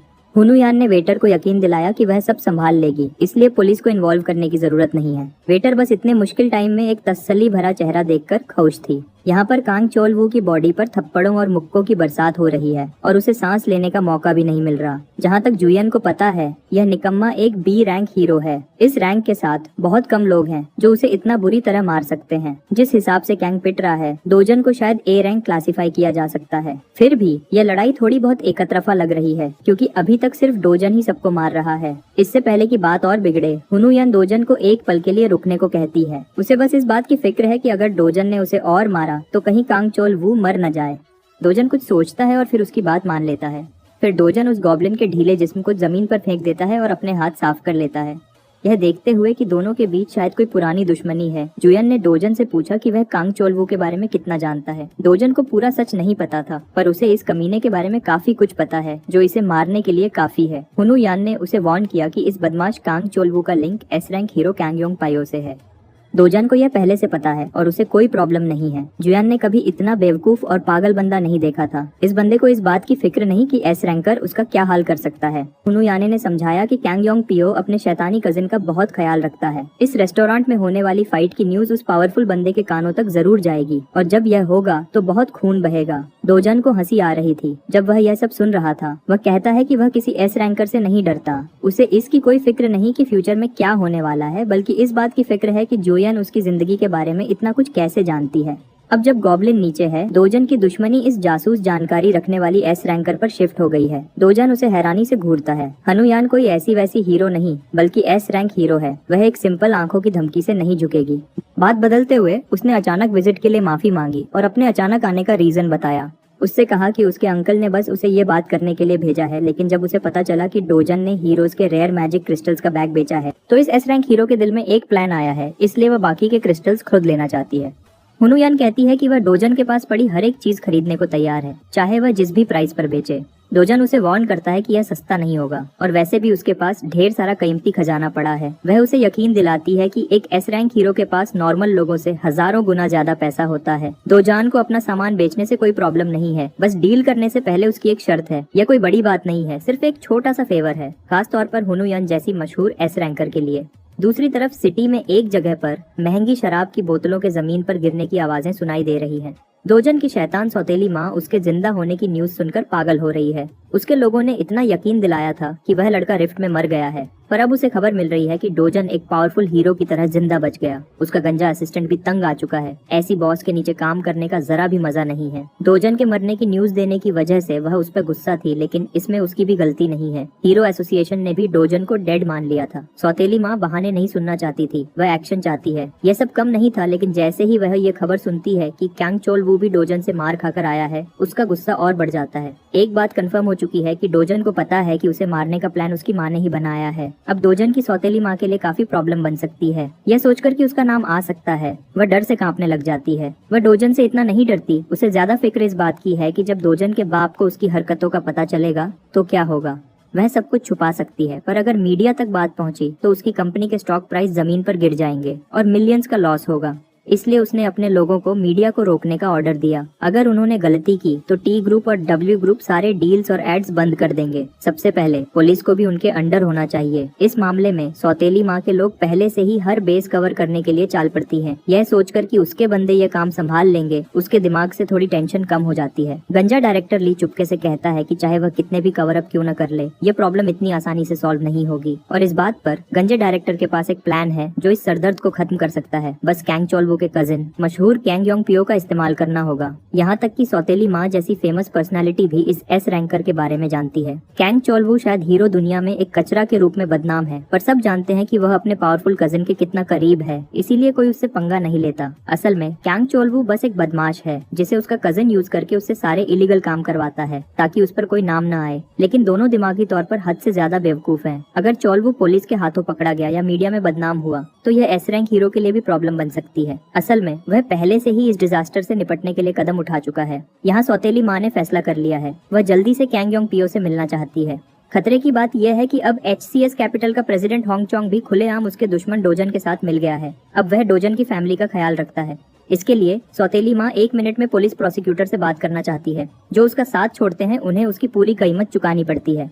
अगले दिन हम एक ग्रुप ऑफ हीरोज को देखते हैं जो कोरिया के 37 रिफ्ट जोन्स में से एक में घुस रहे हैं। इन रिफ्ट जोन्स में से 5 को सिक्योर्ड गेट्स में बदला जा रहा है। बाकी सिर्फ हीरो एसोसिएशन से जुड़े हीरोज ही स्केड्यूल्स के साथ रेड कर सकते हैं। आज मिस हुनुयन खरुद एक टीम लीड कर रही है। अपने एस रैंक आईडी के साथ वह गेट्स में अनलिमिटेड एंट्रीज कर सकती है। जहां इस ग्रुप में सब फैंसी वेपन्स और कलरफुल आर्मर पहने खड़े थे, इसी रश में एक नौजवान खड़ा था जिसने सिर्फ एक पुरानी सी हुडी पहनी हुई थी। हुनुयन ने क्लियो गिल्ड को हंट के लिए टेम्पोररी तौर पर अपने साथ जाने के लिए सिलेक्ट किया। एस रैंक के हंट का पार्ट बनना होना बहुत रेयर है, इसलिए वे सब जोश में हैं। हुनुयन ने बताया कि वह बस कुछ फन करना चाहती थी और थोड़ी सी मसल स्ट्रेच करना चाहती है। असल में उसे यह पूरा सीन सेट करना पड़ा ताकि पीछे खड़े डोजन को गेट में क्लीन एंट्री मिल सके। डोजन ने अपना बाकी मैजिक क्रिस्टल का ढेर मार्केट प्राइस पर जुयन को बेचने का प्रॉमिस किया, एक शर्त पर कि अगर वह उसे रिस्ट्रिक्टेड रिफ्ट जोन में घुसने देगी। वह बस हाई लेवल जोन्स में हंट करके ज्यादा पैसा कमाना चाहता है। यह सच है कि रिफ्ट जोन्स में हर तरह की लूट होती है, पर इतने मुश्किल जोन में प्रॉफिट के लिए बिना डर के जाना पागलपन है। खैर, हुनुयान को इससे कोई फर्क नहीं पड़ता। उसे किसी तरह बस वे हीरोज मैजिक क्रिस्टल्स बाय करने हैं। यह रिफ्ट काफी अजीब है। वे लोग काफी देर एक अंधेरी टनल में चलने के बाद आखिरी करार दूसरी तरफ एक जंगल में निकल आए। इस ग्रुप में एक हीरो से रहा नहीं जा रहा था। उसका नाम इंजू है। उसने जुयन से डोजन की असली पहचान के बारे में पूछना शुरू किया, क्योंकि वह काफी देर से उनके ग्रुप के पीछे आ रहा था। जुयन ने उसे बताया कि डोजन उसका कजिन है, लेकिन बाकी हीरोज को पता था कि वह झूठ बोल रही है। इंजू ने अंदाजा लगाया कि शायद वह क्वीन जुयन का बॉयफ्रेंड है। उनकी फिजूल बातों से तंग आकर जुयन ने इंजू को आधा सच बताया कि डोजन वहाँ इसलिए था क्योंकि उसका जुयन पर एक एहसान था। ये बहुत रेयर बात है कि एस रैंक हीरो पर कोई एहसान कर रहा हो। सब यह सुनकर हैरान रह जाते हैं। सब ग्रुप वाले अपनी अपनी बातों में बिजी थे कि अचानक एक बड़ी सी चीज सूरज के सामने आ गई और हर जगह अंधेरा हो गया। सबने अपनी आंखें आसमान की तरफ उठाई और एक खौफनाक दरिंदा देखा। एक ए रैंक स्किल्ड ग्रुप होने के नाते उन क्लियो हीरोज ने जल्दी से अपने वेपन्स निकाले और अपनी जगह संभाल ली। उनका पहला सामना किसी और से नहीं बल्कि खतरनाक कॉकेट्रीज का था। एक्सपर्ट रेडर होने के नाते जुयन ने इसे मारने की जिम्मेदारी ली और सबको ऑर्डर दिए। उसने जिंगू और डियन को डिफेंस के लिए रेडी होने को कहा, जबकि सनहो से उस मॉन्स्टर के पैरों पर निशाना लगाने को कहा। इससे पहले कि वह सबको रोल्स दे पाती, एक बंदा तेजी से सबके आगे निकल गया, एक बड़ी जंप मारी और उड़कर हवा में उस मॉन्स्टर के करीब पहुंच गया। डोजन ने लंबी ग्रुप प्लानिंग को इग्नोर किया और उस परिंदे के साथ 1-to-1 फाइट करने का प्लान बनाया। क्लियो हीरोज के मुंह खुले रह गए। उन्होंने कभी इतना बेवकूफ बंदा नहीं देखा था। अपने मुक्के में पावर जमा करते हुए डोजन ने एक पावरफुल अटैक करने की तैयारी की। इससे कुछ देर पहले गिल्ड मास्टर इंजू अपने खराब लक की वजह से परेशान थी। वे अभी गेट में घुसे ही थे कि एक पावरफुल मॉन्स्टर आ गया। ग्रुप के ऑर्गेनाइज होने से पहले ही डोजन ने अपना बैग जमीन पर फेंक दिया। जुयन उन सबको ऑर्डर दे रही थी, तभी वह हवा में एक तेज गोली की तरह जंप कर गया था। ऐसा लग रहा था जैसे कोई स्पीड डीमन हो। एक जंप में ही वह उस मॉन्स्टर परिंदे के पास पंच गया था। आसमान में होते हुए भी उसने अपने आसपास फील्ड कंट्रोल में कर लिया था। उसकी फायर पावर काफी ज्यादा बढ़ चुकी है। ये मॉन्स्टर सिर्फ दिखने में खौफनाक था और सिर्फ उसका साइज बड़ा था, क्योंकि न तो वह तेजी से उड़ सकता था न उसका रिएक्शन टाइम सही था। उसने डोजन के अटैक को रोकने की कोशिश की, मगर डोजन का अटैक उसकी सोच से भी ज्यादा पावरफुल और फास्ट था। कुछ ही सेकंड्स में सब चेंज हो गया था। डोजन ग्रुप के सामने नीचे उतरा और मजे की बात, उसे पसीना तक नहीं आया। कॉकेट्रीज मारने के करीब था। उसके फेस पर डोजन के पंच का निशान साफ दिख रहा था। क्लियो गिल्ड के लोग अपने एस रैंक हीरो के साथ हैरान खड़े थे जब उनके सामने कुछ सेकंड शो में एक बड़ा मॉन्स्टर गिर गया। डोजन ने अपना पैर उठाया और परिंदे के सर पर मारना शुरू किया जब तक उसका कीमा नहीं बन गया। सबको लग रहा था कि वह शायद ज्यादा जोर कर रहा है, पर कॉकेट्राइज को मारने में बहुत पावर लगती है। जैसे जैसे डोजन उसे मार रहा था, उस मॉन्स्टर की खोपड़ी टूटने और खून निकलने की आवाजें आ रही थी, जिससे बाकी ग्रुप मेंबर्स डर रहे थे। खोपड़ी टूटने और खून छूटने की आवाजें ग्रुप को डरा रही थी। अब इंजू सच में जानना चाहती थी कि यह बंदा कौन है। सच कहूँ, जुयन खुद भी श्योर नहीं थी। बस इतना जानती थी कि एसीओ डोजन एक बहुत मजबूत इंसान है। उसे सिर्फ मजबूत कहना तो बड़ी बात को छोटा करना है। इस ग्रुप में सिर्फ कुछ हीरोज ही ऐसे हैं जो इस मॉन्स्टर को मार सकते हैं, जैसे अभी डोजन ने मारा है। कॉकेट्रीज को एक ही बार में मारना कोई नॉर्मल बात नहीं। जुयन ने इस काम को मामूली दिखाने के लिए अपनी बहन का नाम लिया, जो उन एलीट हीरोज की लिस्ट में है। फिर भी इंजू इस बात को भूल नहीं पा रही थी कि उनके बीच एक पावरफुल हीरो है। उसने पूरी फाइट को देखा और सारा टाइम हैरान थी। जुयन ने डोजन की स्पेशल पावर्स और डिसीजन लेने की एबिलिटी को नोट किया और उसके बारे में जुयन का ख्याल और बढ़ गया। वह इंजू की तरफ पलटी और एक नए प्लान के साथ बोली। अब वह डोजन के साथ सेंटर तक जाना चाहती है और बाकी ग्रुप को बाहर छोड़ना चाहती है ताकि वे सेफ रहें। जुयन फिर ध्यान से डोजन के पास गई, जो कॉकेट्रीज की बॉडी से लूट निकाल रहा था। इससे पहले कि वह बोलती, डोजन ने पहले ही कह दिया कि वह लूट उन लोगों से शेयर नहीं करेगा जिन्होंने किल करने में उसका जरा भी साथ नहीं दिया। लेकिन डोजन की सोच गलत थी। जुयन किसी के मैजिक क्रिस्टल्स पर नजर नहीं रखती। वह बस यह बात करने आई थी कि वह गेट के थोड़ा और अंदर जाना चाहती है, जहां उसकी पावर और एबिलिटी के इक्वल मॉन्स्टर्स हों। दोजन को यह सुनकर खुशी हुई कि उसके साथ कोई है। उसने एक स्माइल के साथ उसका यह प्लान एक्सेप्ट कर लिया और जाने के लिए तैयार हो गया। जुयन इस गेट का मैप बहुत अच्छे से जानती है, इसलिए वह लीड करने को कहती है। दोजन को बस उसके पीछे रहना है ताकि वह भटक न जाए। बिना किसी वार्निंग के वह तेजी से दूर निकल गई। उसकी स्पीड इतनी ज्यादा है कि आसपास एक सोनिक बूम हुआ। दोजन सुकून से देखता रहा जैसे ही वह एकदम से उड़कर गायब हो गई। अपना बैग पर डालकर उसने भागने का पोज बनाया और अपनी मसल्स को भागने के लिए रेडी कर लिया। एक झटके से वह इतना तेज भागा कि उससे आसपास एक ब्लास्ट हुआ, जिससे बाकी ग्रुप मेंबर्स उड़ने वाले थे। इंजू ने सोचा कि अगर जुएन एक गोली है तो यह बंदा भी किसी बुलेट ट्रेन से कम नहीं है। दोनों पावरफुल हीरोज के जाने के बाद बाकी हीरोज अपने गिल्ड लीडर की तरफ मुड़े ताकि वह भी एक नया प्लान बनाकर आगे चल सकें। क्योंकि जुएन ने उन्हें पीछे आने से मना किया है, इसलिए उन्हें कुछ और करना होगा। उन्हें आज अंदाजा हो गया कि असली हीरोज कौन हैं और यह भी पता लग गया कि वे सब उनके सामने सिर्फ साइड किक्स हैं। फिर भी ये एक काफी अच्छा गेट है और आसपास के एरियाज में ढेर सारे मॉन्स्टर्स हैं जिन्हें वे हंट कर सकते हैं। बाहर की दुनिया में नॉर्मल लोग ए रैंक हीरोज को बहुत पावरफुल समझते हैं, लेकिन असली पावर तो सिर्फ एस रैंक हीरो के पास होती है। अगर क्लियो गिल्ड के सारे हीरोज की पावर को मिला दें तो फिर भी जुएन और डोजन की पावर उनसे ज्यादा है। दूसरी तरफ जुएन और डोजन जंगल में तेजी से भाग रहे हैं। जुएन ज्यादा मेहनत नहीं कर रही है, फिर भी उसकी स्पीड काफी ज्यादा है। तभी वह अपने आसपास डोजन को ढूंढती है। जब उसे डोजन कहीं नजर नहीं आता तो वह अपनी स्पीड थोड़ी कम कर लेती है। वह सोचती है कि शायद उसने शुरू में अपनी स्पीड ज्यादा कर ली थी। जैसे ही वह स्लो होने का सोच रही थी, डोजन अचानक से उसके पास आकर आगे गया और जुएन हैरान हो जाती है जब डोजन उससे पूछता है कि क्या वे थोड़ा और तेजी से जा सकते हैं। जुएन का फोकस एकदम टूट जाता है और वह लगभग लड़खड़ाकर गिरने लगती है। उसने कभी ऐसा नहीं देखा कि कोई उसकी रेस में उस जैसी स्पीड से भाग सकता हो। दरअसल वह सिर्फ पावर में top rank S rank hero नहीं है, बल्कि साथ ही स्पीड के मामले में पूरे कंट्री की टॉप सेकंड पोजीशन पर है। लेकिन अब उसे लग रहा है कि शायद उस लिस्ट को अपडेट करना पड़ेगा, क्योंकि डोजन उससे भी आगे निकल रहा है। कुछ देर बाद वह रुक जाता और उसे तंग करते हुए कहता है कि उसे लगा था कि वह फास्ट है, पर वह तो काफी स्लो निकली, जबकि वह तो अपनी स्पीड फ्लेक्स करने के लिए तेज भाग रही थी। तभी जुएन रुककर सांस ले रही है तो डोजन ने नजर होराइजन के मंजर पर डाली। उनके सामने एक बड़ा पहाड़ी एरिया था जो आसमान को टच कर रहा है। जब डोजन ने पूछा कि उस पहाड़ के अंदर क्या छुपा है तो जुएन का फेस एकदम सीरियस हो गया। वह इस रिफ्ट के बॉस मॉन्स्टर कैसेरियन का घर है। ये कैसेरियन एक 20 मीटर का बड़ा मॉन्स्टर है जो ड्रैकोनियन ड्रैगन जैसा दिखता है। वह इतना पावरफुल है कि जुएन तो उस मॉन्स्टर को हराने के बारे में सोच भी नहीं सकती। ऐसे मॉन्स्टर के खिलाफ फाइट करने के लिए कम से कम 3 पावरफुल एस रैंक हीरोज चाहिए। डोजन को कैसेरियन के बारे में एक बात पता है, अगर उसने उसे मार दिया तो उसकी बॉडी से इमेजिनरी ग्रेड मैजिक क्रिस्टल मिल सकता है जो सेकंड टॉप मोस्ट कीमती स्टोन है। वह इस पावरफुल स्टोन को अपने हाथों से नहीं निकलने देगा। लेकिन जुएन इस बेवकूफों वाले आइडिया के खिलाफ है, पर डोजन उस मॉन्स्टर से फाइट करने के लिए रेडी है, चाहे जुएन साथ हो या न हो। जुएन उसे देख रही है जब वह बिना किसी डर के उस दरिंदे को मारने के लिए तेजी से पहाड़ों की तरफ भागना शुरू करता है। जुएन को लगता है कि इतना दूर आने के बाद अब उसके पास डोजन का साथ देने के अलावा और कोई चारा नहीं है।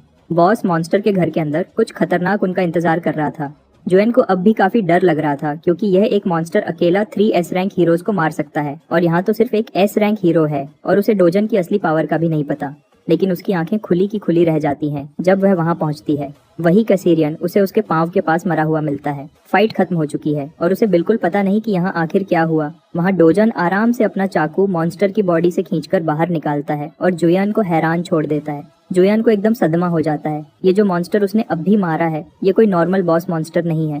इस बात पर वह एक फेमस हीरो पार्क हेल का बताती है, जिसने कैसेरियन जैसे मॉन्स्टर्स को मारकर काफी नाम कमाया है।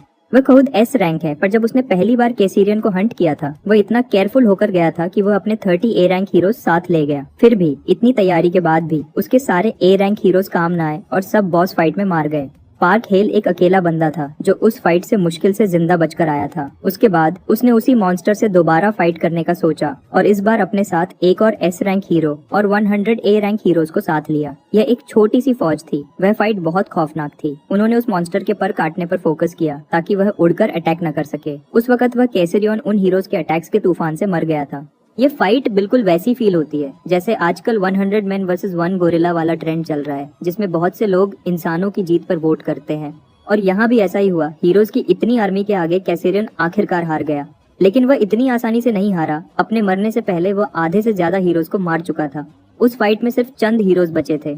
उस दिन की फाइट की वजह से पार्क हेल की गिल्ड को इतना बड़ा नुकसान हुआ कि आज 3 साल बाद भी वह वापस अपनी फॉर्म में नहीं आ सकी। और यहाँ जो हुआ उस पर कोई यकीन नहीं करेगा। एक नॉर्मल से दिखने वाले लड़के ने अकेले ही उस खौफनाक कैसेरियन को बिना किसी परेशानी के मार दिया है। जुएन ये सोचते हुए उसे घूर रही होती है। तभी डोजन उससे कहता है कि वह जितना मर्जी घूरे वह उसे एक भी स्टोन नहीं देगा, क्योंकि वह सिर्फ खड़ी होकर देख रही थी। जुएन ये सुनकर गुस्सा हो जाती है, लेकिन असल में वह डोजन की इन अजीब हरकतों पर फोकस कर रही है। उसे समझ नहीं आ रहा कि यह लड़का कर क्या रहा है। अगर वह खुद यह फाइट न देखती तो शायद कभी इस बात का यकीन न करती कि डोजन ने उसे मारा है। यह वह मॉन्स्टर है जिससे लड़ने के बारे में एक एस रैंक हीरो सोच भी नहीं सकता, और यही मॉन्स्टर एक सिंगल बंदे के हाथों मारा गया। डोजन उस मॉन्स्टर की बॉडी काट कर उसमें से एक पावरफुल मैजिक स्टोन निकाल चुका है। वह उसे देखता है और जुएन से कहता है कि अब उसे किसी की हेल्प की जरूरत नहीं है, यहाँ से वह अकेला जा सकता है। उसने कहा कि उसे ड्रैगन की बॉडी से बाकी कीमती चीजें जैसे उसके नाखून और दांत की जरूरत नहीं है, वह ये सब किसी और को दे सकती है। वह पलटकर उसे नो कहता है। ये सुनकर एस रैंक हीरो अचानक हैरान रह जाती है। वह यहाँ फिजूल में अपनी पावर वेस्ट करने के बजाय अपनी सारी पावर मॉन्स्टर क्रिस्टल्स जमा करने पर लगाना चाहता है। वह इतना आगे बढ़ गया कि वह जुएन को सारी कीमती चीजें अपने पास रखने की इजाजत दे देता है। वह उसे एक तरह से अपने साथ आने की पेमेंट दे रहा है। जुएन ने मॉन्स्टर की बॉडी को एक पल देखा और डिसाइड किया कि उसे भी इस बीस्ट से कुछ नहीं चाहिए। अब शाम हो चुकी है और उसका बाकी ग्रुप हैरान है कि एक बंदा 3 बैग भरकर मैजिक स्टोन्स जमा कर लाया है। किसी को भी अपनी आंखों पर यकीन नहीं आ रहा कि यह कैसे हो सकता है। यहाँ तक कि ए रैंकर्स भी हैरान हैं। जितना सामान अकेले डोजन ने कलेक्ट किया है, उनकी गिल्ड को इतना ही सामान जमा करने में कम से कम 20 घंटे लगते, और जिस क्वालिटी के स्टोन्स डोजन ने कलेक्ट किए हैं वैसे ढूंढना भी बहुत मुश्किल है। सबके जहन में एक क्वेश्चन है कि यह बंदा कौन है, और इसका आंसर लेने के लिए सब जुएन की तरफ घूरने लग जाते हैं, क्योंकि वह उसे अपने साथ लाई है। लेकिन वह भी उतनी ही हैरान है। जुएन उनको कैसिरियन फाइट के बारे में बताती है, लेकिन ए रैंक मास्टर समझ नहीं पा रही कि डोजन ने बिना प्रॉपर वेपन्स के कैसिरियन को कैसे हरा दिया। इस फाइट के हिसाब से देखा जाए तो उसे कोरिया के टॉप 1 हीरो का नाम देना चाहिए, क्योंकि उसकी पावर का कोई जवाब नहीं है। वहाँ सब लोग उसकी पावर की तारीफ कर रहे हैं और कह रहे हैं कि डोजन सबसे अलग है। ए रैंकर को लगता है कि वह शायद पूरी दुनिया में उस लेवल पर सबसे पावरफुल है, और यह बात सबको हैरान कर देती है। दूसरी तरफ डोजन थक हार कर और बैग्स के साथ वापस आता है। एक दिन के हंट में उसने इतना सामान जमा कर लिया कि ग्रुप वाले सोचने लग जाते हैं कि अगर यह बात बाहर दुनिया को पता चली तो कोई यकीन नहीं करेगा। डोजन की टॉप लेवल पावर की कोई लिमिट नहीं है। जुएन उन सबको ऑर्डर देती है कि आज यहाँ जो कुछ भी हुआ उसके बारे में कोई भी बाहर की दुनिया से कुछ नहीं कहेगा। वे सब सोचते हैं और आखिरकार बहुत मुश्किल से एग्री करते हैं। तभी वह खूबसूरत एस रैंकर डोजन के पास जाती है और उससे ढेर सारी बातें करती है। दूर से लगता है जैसे वे एक कपल हों जो एक दूसरे से फ्लर्ट कर रहा हो, पर ऐसा बस उन बाकी हीरोज को लगता है। शायद वे खुद को यकीन दिलाने की कोशिश कर रहे हैं कि यह एक रिलेशनशिप का स्टार्ट है। उन्हें लगता है कि वह दुनिया का अकेला बंदा है जो जुएन के लिए परफेक्टली फिट दिखता है, क्योंकि वह दिखने में भी हैंडसम है और उसकी पावर भी सबसे ज्यादा है। लेकिन उन सबसे अलग ए रैंक मास्टर जल्दी समझ जाती है कि यह दोनों वैसे नहीं हैं जैसे सब सोच रहे हैं। वे कोई कपल नहीं हैं, क्योंकि उनके फेस एक्सप्रेशन से लगता है कि वे आपस में लड़ रहे हैं। उसे यकीन नहीं आता कि दुनिया में कोई ऐसा बंदा भी है जो जुएन से ऐसे बात कर रहा है। हैरान करने वाली बात यह कि डोजन उसे एक बैग देता है और बिना कुछ बोले चुपके से चला जाता है। वह ए रैंक मास्टर डोजन के बैग्स के अंदर के सामान के बारे में सुनकर और भी ज्यादा हैरान हो जाती है।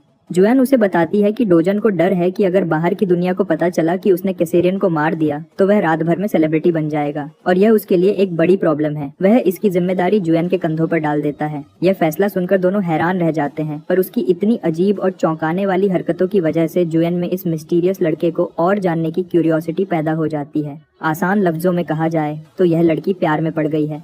रिफ्ट से बाहर दुनिया में famous S ranker park hello अपने पंचिंग बैग पर बीस्ट मोड से प्रैक्टिस कर रहा है। उसका असिस्टेंट उसकी ट्रेनिंग से हैरान हो जाता है और उसे लगता है कि वह गुस्से में फट रहा है। वह स्वीट लाइफ गिल्ड का मास्टर है। असिस्टेंट उसे ठंडा होने को कहता है और उसे समझाता है कि अगर वह सब्र से काम लेगा तो शायद वह इस मुश्किल टाइम में काफी आगे चला जाएगा। गिल्ड मास्टर भी कुछ सोचकर अग्री करता है और इस बात को भी सोचता है कि जो लोग उसे समझाते नहीं हैं वह आखिरकार उसके गुस्से में मर जाएंगे। अगर वह ठंडा रहकर सोच समझकर काम करेगा तो एक टाइम आएगा जब सब उसे दुनिया की सबसे पावरफुल गिल्ड के मास्टर के रूप में देखेंगे। असिस्टेंट अपने मास्टर की तारीफ करते हुए उस टाइम की बात करता है जब हेल ने कैसेरियन से फाइट की थी। वह कहता है कि यह फाइट ही उसे बाकी सब हीरोज से अलग करती है। वह यहाँ तक कहता है कि उसका नाम हिस्ट्री की बुक्स में उस हीरो के रूप में लिखा जाएगा जिसने छोटे से स्क्वाड के साथ कैसेरियन को हराया था। लेकिन सच बात तो ये कि यह टाइटल डोजन से कोई नहीं छीन सकता जब तक कोई उससे भी ज्यादा पावरफुल हीरो नहीं आ जाता, और ऐसा होना इम्पॉसिबल है। गिल्ड मास्टर अपने असिस्टेंट की बात से खुश होता है और अपनी खुद की अचीवमेंट्स के बारे में बात करता जाता है। देखा जाए तो इस टाइम उनकी गिल्ड 3 साल पहले की फाइट की वजह से काफी खराब हालत में है, पर एक चीज सोचकर उसे खुशी होती है कि वह अकेला बंदा है जो कैसिरियन को सबसे बेहतर हरा सकता है। ये बात सुनकर उसका एक आंख वाला नौकर भी एग्री करता है। दूसरी तरफ कैंग योंग पायो के ऑफिस में हाई रैंकिंग हीरोज के बारे में बात चल रही है। वहाँ कैंग उस शाम वाली फाइट की रिपोर्ट पढ़ रहा है, जिसमें वह पढ़ता है कि कैसे डोजन ने उसके कजिन को बहुत बुरी तरह मारा कि वह मरने के करीब था। भले ही चोलवू उसे गलत तरीके से गेट में बंद करके मारना चाहता था, पर वहाँ कुछ और ही हो गया और डोजन और ज्यादा पावरफुल होकर बाहर आ गया। और वह क्लाइंट जिसने उन्हें डोजन को खत्म करने का काम दिया है, वह असल में एग्जीक्यूटिव डायरेक्टर होंग हिजू है, जो कोरिया के अमीर लोगों की लिस्ट में टॉप पर है। योंग पियो को यह समझ नहीं आता कि वह औरत किसी एक नॉर्मल लड़के को क्यों मारना चाहती है, लेकिन तभी उसे पता चलता है कि वह औरत डोजन की सौतेली माम है। भले ही उस लड़के को 7 साल की उम्र में उसके बाप ने फैमिली में ऐड किया था, लेकिन उसी साल हिजू का खुद का बच्चा दुनिया में आया और डोजन को फैमिली से निकाल दिया गया। यह बात योंग पियो को मजेदार लगती है। वह कहता है कि अमीर होने के बाद भी उसे फैमिली से निकाल दिया गया और वह कुछ भी नहीं कर सका। अगर बात की जाए उस पेमेंट की जो उन्हें डोजन को मारने पर मिलेगी, तो उसे पता चलता है कि उन्हें इस काम के लिए 3 बिलियन वॉन मिल रहे हैं, जो उसके सामने थोड़ा सा पैसा है। और उसे इस बात का काफी अफसोस है कि चोलवू डोजन के साथ फाइट के बाद काफी बुरी हालत में है। उसकी बॉडी पूरी तरह जल चुकी है और वह बिल्कुल अंधा हो गया है।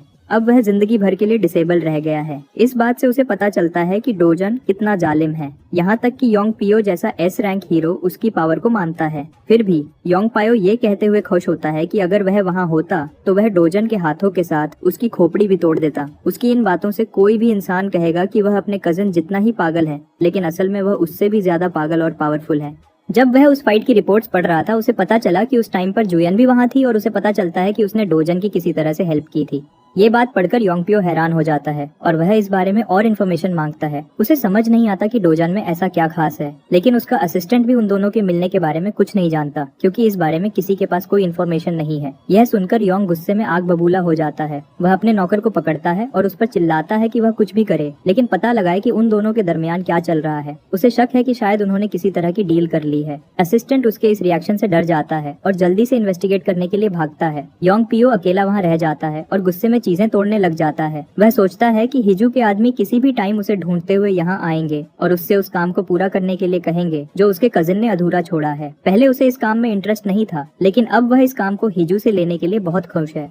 आखिर वह एक अमीर औरत है, उसके पास लाखों करोड़ों डॉलर्स हैं। यह सोचकर योंग की लालच बढ़ जाती है। दूसरी तरफ डोजन पूरा दिन रेड करने के बाद थक चुका है और घर वापस आ रहा है। आज के एक्सपीरियंस से वह बहुत खुश है, क्योंकि उसने अपना टाइम किसी लो लेवल गेट के बजाय एक रिफ्ट में गुजारा, जिससे उसे काफी अच्छे ग्रेड के स्टोन्स मिल गए हैं। लेकिन उसे एक बात के बारे में ख्याल रखना होगा, क्योंकि उसे अपनी आइडेंटिटी छुपाने के लिए जुयन के साथ लंबी दोस्ती करनी पड़ सकती है। उनकी बात याद करते हुए जुयन ने साफ कहा कि लोग उसे शक की नजर से देखेंगे और उस बंदे के बारे में पूछेंगे जिसने कैसिरियन को मारा है। अगर वे दोनों दुनिया के सामने आए तो उनके लिए बहुत सी मुश्किलें बन सकती हैं। इसलिए अभी के लिए उसका प्लान है इन कीमती चीजों को स्टोर करना, और अगर डोजन फेमस होना चाहता है तो वह खुशी से उसे दुनिया के सामने ला सकती है। इस सब के बारे में सोचते हुए डोजन ने बैग उसकी तरफ उछाला और सारा अच्छा सामान अपने पास रखने को कहा। इसका मतलब यह भी है कि उसे रिफ्ट जोन्स में जाने का कोई और तरीका ढूंढना होगा, क्योंकि जुयन पर डिपेंड करने से उसके लिए प्रॉब्लम्स बन सकती हैं। फिर भी आज रात की नींद अच्छी होगी, क्योंकि वह उस लग्जूरियस घर में आराम करेगा जो चंग ने उसके लिए अरेंज किया है। पर जैसे ही वह घर के अंदर कदम रखता है, दरवाजे के बाहर ढेर सारे शूज को देखकर घबरा जाता है। वह सोच में पड़ जाता है कि इस टाइम इतने सारे लोग क्यों आए हैं और ऐसा कौन है जो आ सकता है। जैसे ही कमरे में एंटर होता है, उसकी नजर सूट पहने हुए कुछ लोगों पर पड़ती है जो उसकी फैमिली के साथ बात कर रहे होते हैं। उनका बॉस एक सैड और गुस्से वाली शक्ल के साथ डोजन को घूर रहा है। युनयोंग खुशी से अपने भाई को गले लगाने के लिए दौड़ती है, जबकि डोजन पूरी सिचुएशन से हैरान हो रहा है। बॉस उसे बताता है कि वह पुलिस प्रोसिक्यूटर पार्क है और वह उसे बताता है कि वह यहाँ डोजन और चांगसो के रिलेशन को इन्वेस्टिगेट करने आया है। वह बताता है कि उन्हें खबर मिली है कि HCS कैपिटल का करप्ट CEO एक फेक मनी लेंडिंग ऑर्गेनाइजेशन चला रहा है, जिसमें डोजन भी उसके साथ शामिल है। इसलिए वे लोग डोजन को इमरजेंसी अरेस्ट करने के लिए आए हैं। अभी तक के सारे चैप्टर्स मैंने कवर कर दिए हैं। जब नेक्स्ट चैप्टर्स आएंगे तो मैं डाल दूंगा। तब तक के लिए चैनल को सब्सक्राइब कर लो।